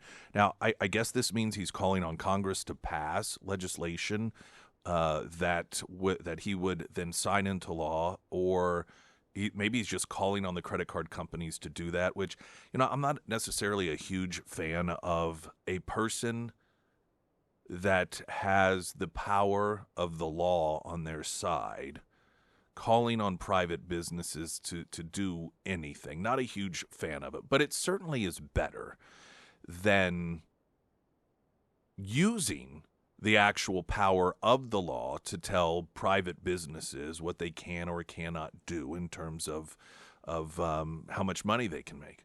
Now, it bothers me a little bit that I see so many people that oftentimes they express smaller government. They don't like government telling private businesses what they can or cannot do, but then will celebrate this oftentimes because they themselves have credit card debt. This is not a trap that we should fall into. This is what the left does. In fact, Bernie Sanders has proposed this very legislation. Trump is calling for it for a year, while Bernie Sanders is calling for it for 10. But private companies should not be, or publicly traded companies in America should not be subject to whomever is in charge dictating how much they can charge for their good or service. Now, I know a lot of people say, but it's outrageous the amount that then don't use the credit card. I mean, this is a pretty basic concept. Listen, I understand how it is that people can find themselves utilizing a lot of their money on interest because of the choices that they made utilizing credit cards. And you may be one of those people. I think probably most people at some point have found themselves in a position where they're like, my gosh, I'm doing the minimum payments and it's going to take this long. Don't use the card. I would just really urge everyone to slowly back away from celebrating the idea of an elected official declaring that the government should be able to tell a business how much they charge for their good or their service. How much of a profit. Let's not forget what was one of the rallying points against Kamala Harris when it came to inflation. She talked about price controls, telling grocery stores how much of a profit they could make. And rightfully so, people pushed back against that because, one, that form of oppression never works out for the consumer, but also that's just not how it's supposed to be in a free society, government picking and choosing what companies they are going to dictate profits. And I would caution everyone who is against Kamala Harris calling for price controls on grocery stores. I would caution us not to get real excited about, Republicans or Donald Trump calling for price controls on credit cards. That's just a suggestion. This doesn't mean Trump is suddenly a bad president. It doesn't suddenly mean that, Donald Trump is a mistake and he's betrayed the people. It just means that he's kind of wrong on this one. It happens. And it's also okay to be like, I don't think you're right on this one because it's very inconsistent with the messaging of freedom and liberty and being opposed to an oppressive government that dictates to industry how much they will charge for their good or service. So that's all. Traffic update, I'm Nick Reed.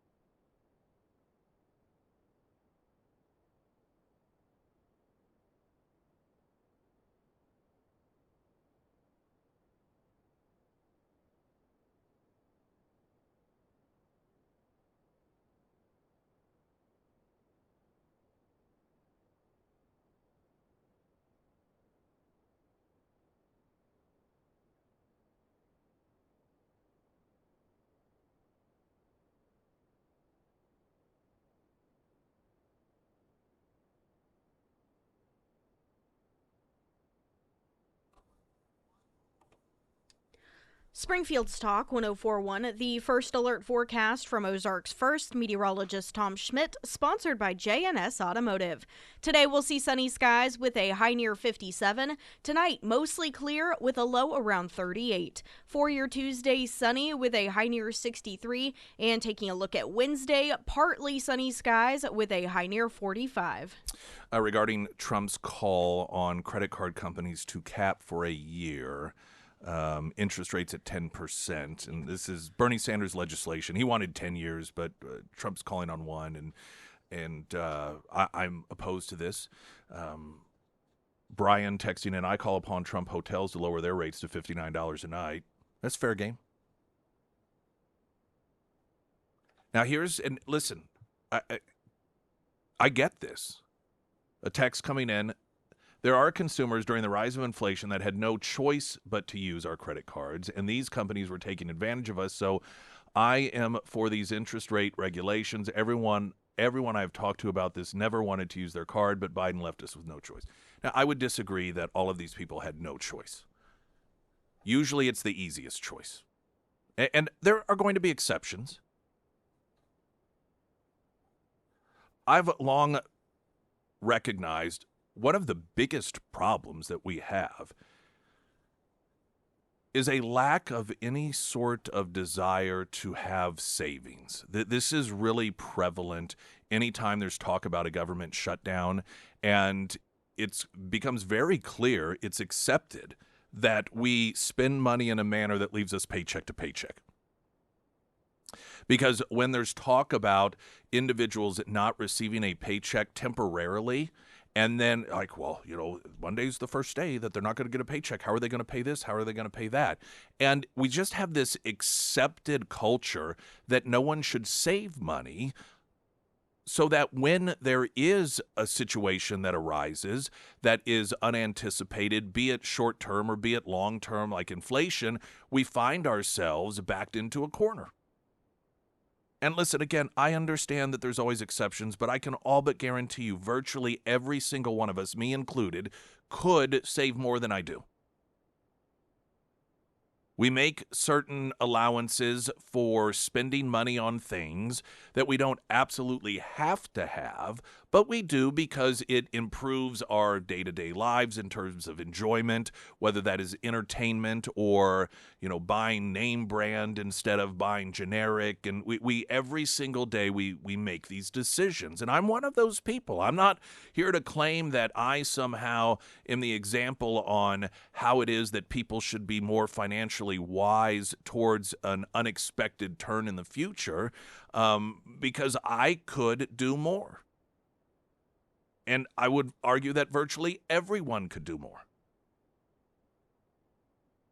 It's concerning that anytime an issue, and I use the government shutdown again because that's when we start to hear the panic of how are people going to pay rent, that in the coverage, never, ever, ever is it discussed about utilizing that moment of panic as a reset to figure out how it is to better utilize our dollars. That's never, ever, ever talked about.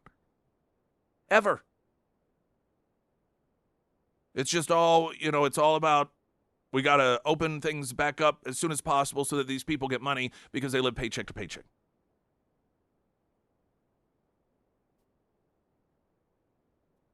I'm not unsympathetic towards those that end up finding themselves making these massive interest rate payments and hardly paying down anything whatsoever. But listen, it's at the same time our responsibility to know when we get those cards, this is what is going to happen. It doesn't mean that it's easy. It doesn't, but it's just, we tend to want to take the easiest path in the moment. But then when long-term, student loans are another example of this, when it becomes something that we're like, this is a pain in the butt on a monthly basis, and, look at all that. Then, retroactively, we want it undone. We don't want to ultimately be responsible for the decisions that we make. Now, did we make the decision to have interest rates go, or or inflation go through the roof under the Biden administration? Well, collectively as a country, we kind of did, but but of course not. No. But think of it this way. For those that recognize, due to poor government decision-making, fiscally speaking, many people in this country felt that they were backed into a corner and had to start using credit cards because of the poor fiscal decision-making on a government level. Does allowing that same government to then dictate to a credit card company a fiscal, are those really the same people we want to make those decisions?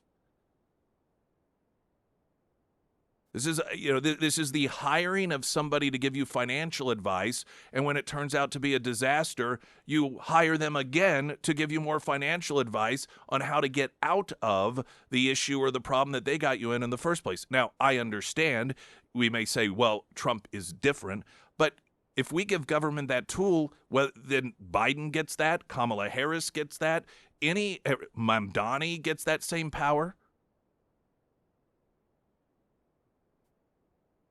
This is the way that we must really recognize in terms of the real implications and ramifications of supporting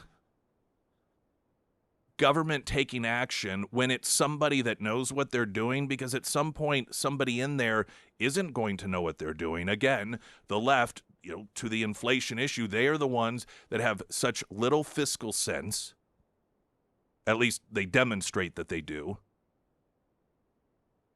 That it caused great financial harm to the average American person. I don't know that we want to give them the tools then to have control over, companies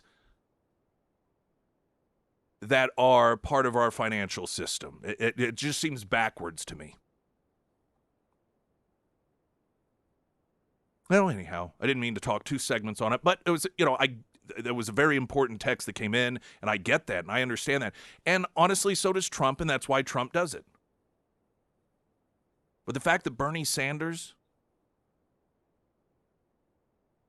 has been pushing for this same thing, I know it may be an uncomfortable red flag, but is there a little red flag?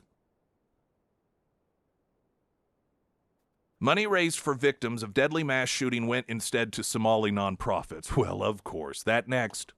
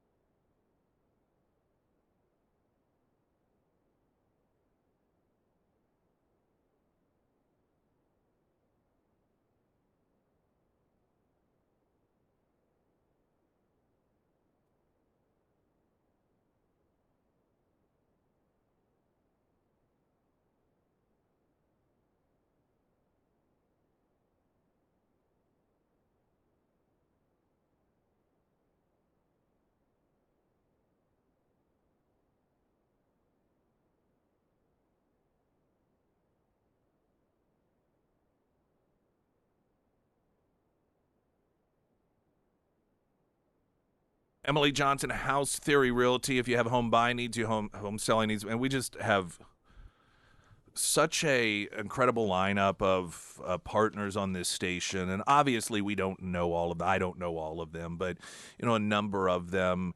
We were talking about Lori Rook earlier, the Carrickers, Hunter Hardscapes and Outdoor, just the absolute premium, top of the line when it comes to providing the outdoor living spaces and lighting and drainage for your home. And then when it comes to your home itself, Emily Johnson, House Theory Realty, we're so fortunate to be able to offer up to you these folks when you happen to need them. And one of the great things about Emily is her networking. She knows so many of these folks as well. A huge benefit of having Emily Johnson in your corner is when it comes to needing to do repairs on the home. Perhaps it's part of the closing, you're selling, and the buyers are going to, or they make you an offer, but there's 1, 2, and 3 that they say need to be fixed in order for the offer to go through and the closing to occur. She knows the best in the area to get that done because this is what she does all of the time. She can help you so far beyond just selling and buying, but making sure you maximize her knowledge and her relations in the area to get the absolute best deal that you can possibly get. That's what you get with Emily Johnson, House Theory Realty. Money raised for victims of deadly mass shooting went instead to Somali nonprofits. Is there anything that doesn't go to Somali nonprofits? While we're all focused on the rampant fraud taking place in Tim Walz's Minnesota, where $9 million or more of taxpayer money was funneled under the Democrat governor's watch to sham businesses run mainly by Somalis, another scandal was brewing in Maine, again involving Somalis. This time it was money meant for victims of a 2023 mass shooting that went instead to Somali-linked nonprofits. If you recall, 18 people were killed, another 13 injured after Robert Card opened fire on 2 establishments in Lewiston, Maine, on the night of October 25th, 2023. The community quickly rallied around the victims, and the Maine Community Foundation set up the Lewiston Auburn Area Response Fund to provide monetary assistance. The Maine Community Foundation said the fund was established, quote, to help ensure survivors and victims know that 100% of all donations go to the victims, survivors of this tragic event. A year later, victims and their families discovered that nearly $2 million of the money meant for them was instead distributed to 29 different nonprofits serving immigrant communities and one facing fraud allegations. Quote, they told us that night that 100% of the funds would go to the victims, said Jennifer Zanka, a nurse who was shot twice during the attack and applied pressure to her own wound to avoid bleeding out. Quote, and then I received the email too that said that. A subsequent investigation revealed that 9 of the 29 organizations that received money from the fund served only immigrant communities, including Empowered Immigrant Women Unite, Generation Noor, New Mainers Public Health Initiative, the Somali Bantu Community Association, and Gateway Community Services. 7 of those 9 have been confirmed to be connected to Somali American nonprofits. I mean, no shame. No shame. And again, I'll note, the people who seemingly should be the most outraged are the one that apologize, or they don't apologize. They cover for this. They rationalize it away. The people on the left who claim they care so much about, in this case, the victims of a mass shooting that took place are the ones that say nothing when it turns out the money that they raised for those individuals go to people that it was not supposed to go to. I tell you, and I'm a firm believer in this, and I don't know if I've expressed it or not. Anytime there is some sort, this is just me, a mass tragedy that occurs, and you instantly have, even if they are seemingly credible organizations that set up all of these fundraising things, I never donate to those because of stuff like this. You know, an audit, all of the money on the celebrities out there in the fires in California, that money is getting handed out just hand over fist to people and organizations that had nothing whatsoever to do with the fire. they get a hold of this money and they just can't help themselves. The people in charge that either run the fundraising themselves or they are somehow put in charge of distributing the funds, and they just can't help themselves. They steal it. And yes, I say steal it because when you take from someone who is supposed to get something and give it to someone else instead, you are a thief. And this happens over and over and over again. And again, now you may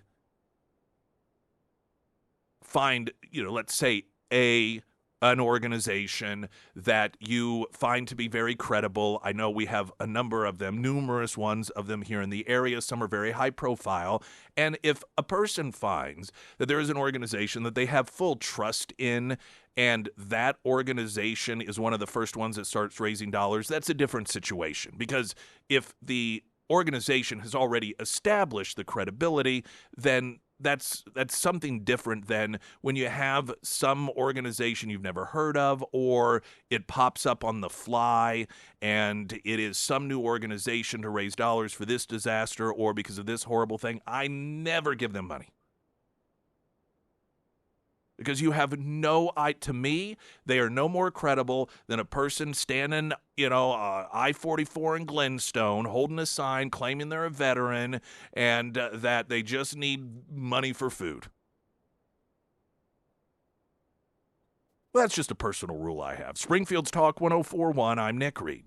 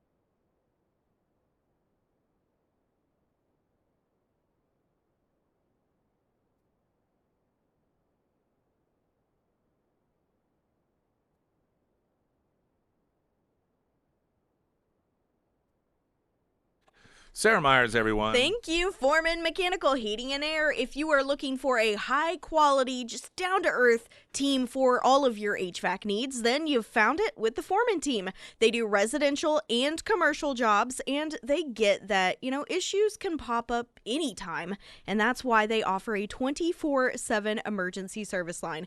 I always recommend that you go check out the reviews, because one thing that you will see over and over again is that they just have a great group of technicians. They're very punctual, and like I always say, they are just awesome to work with.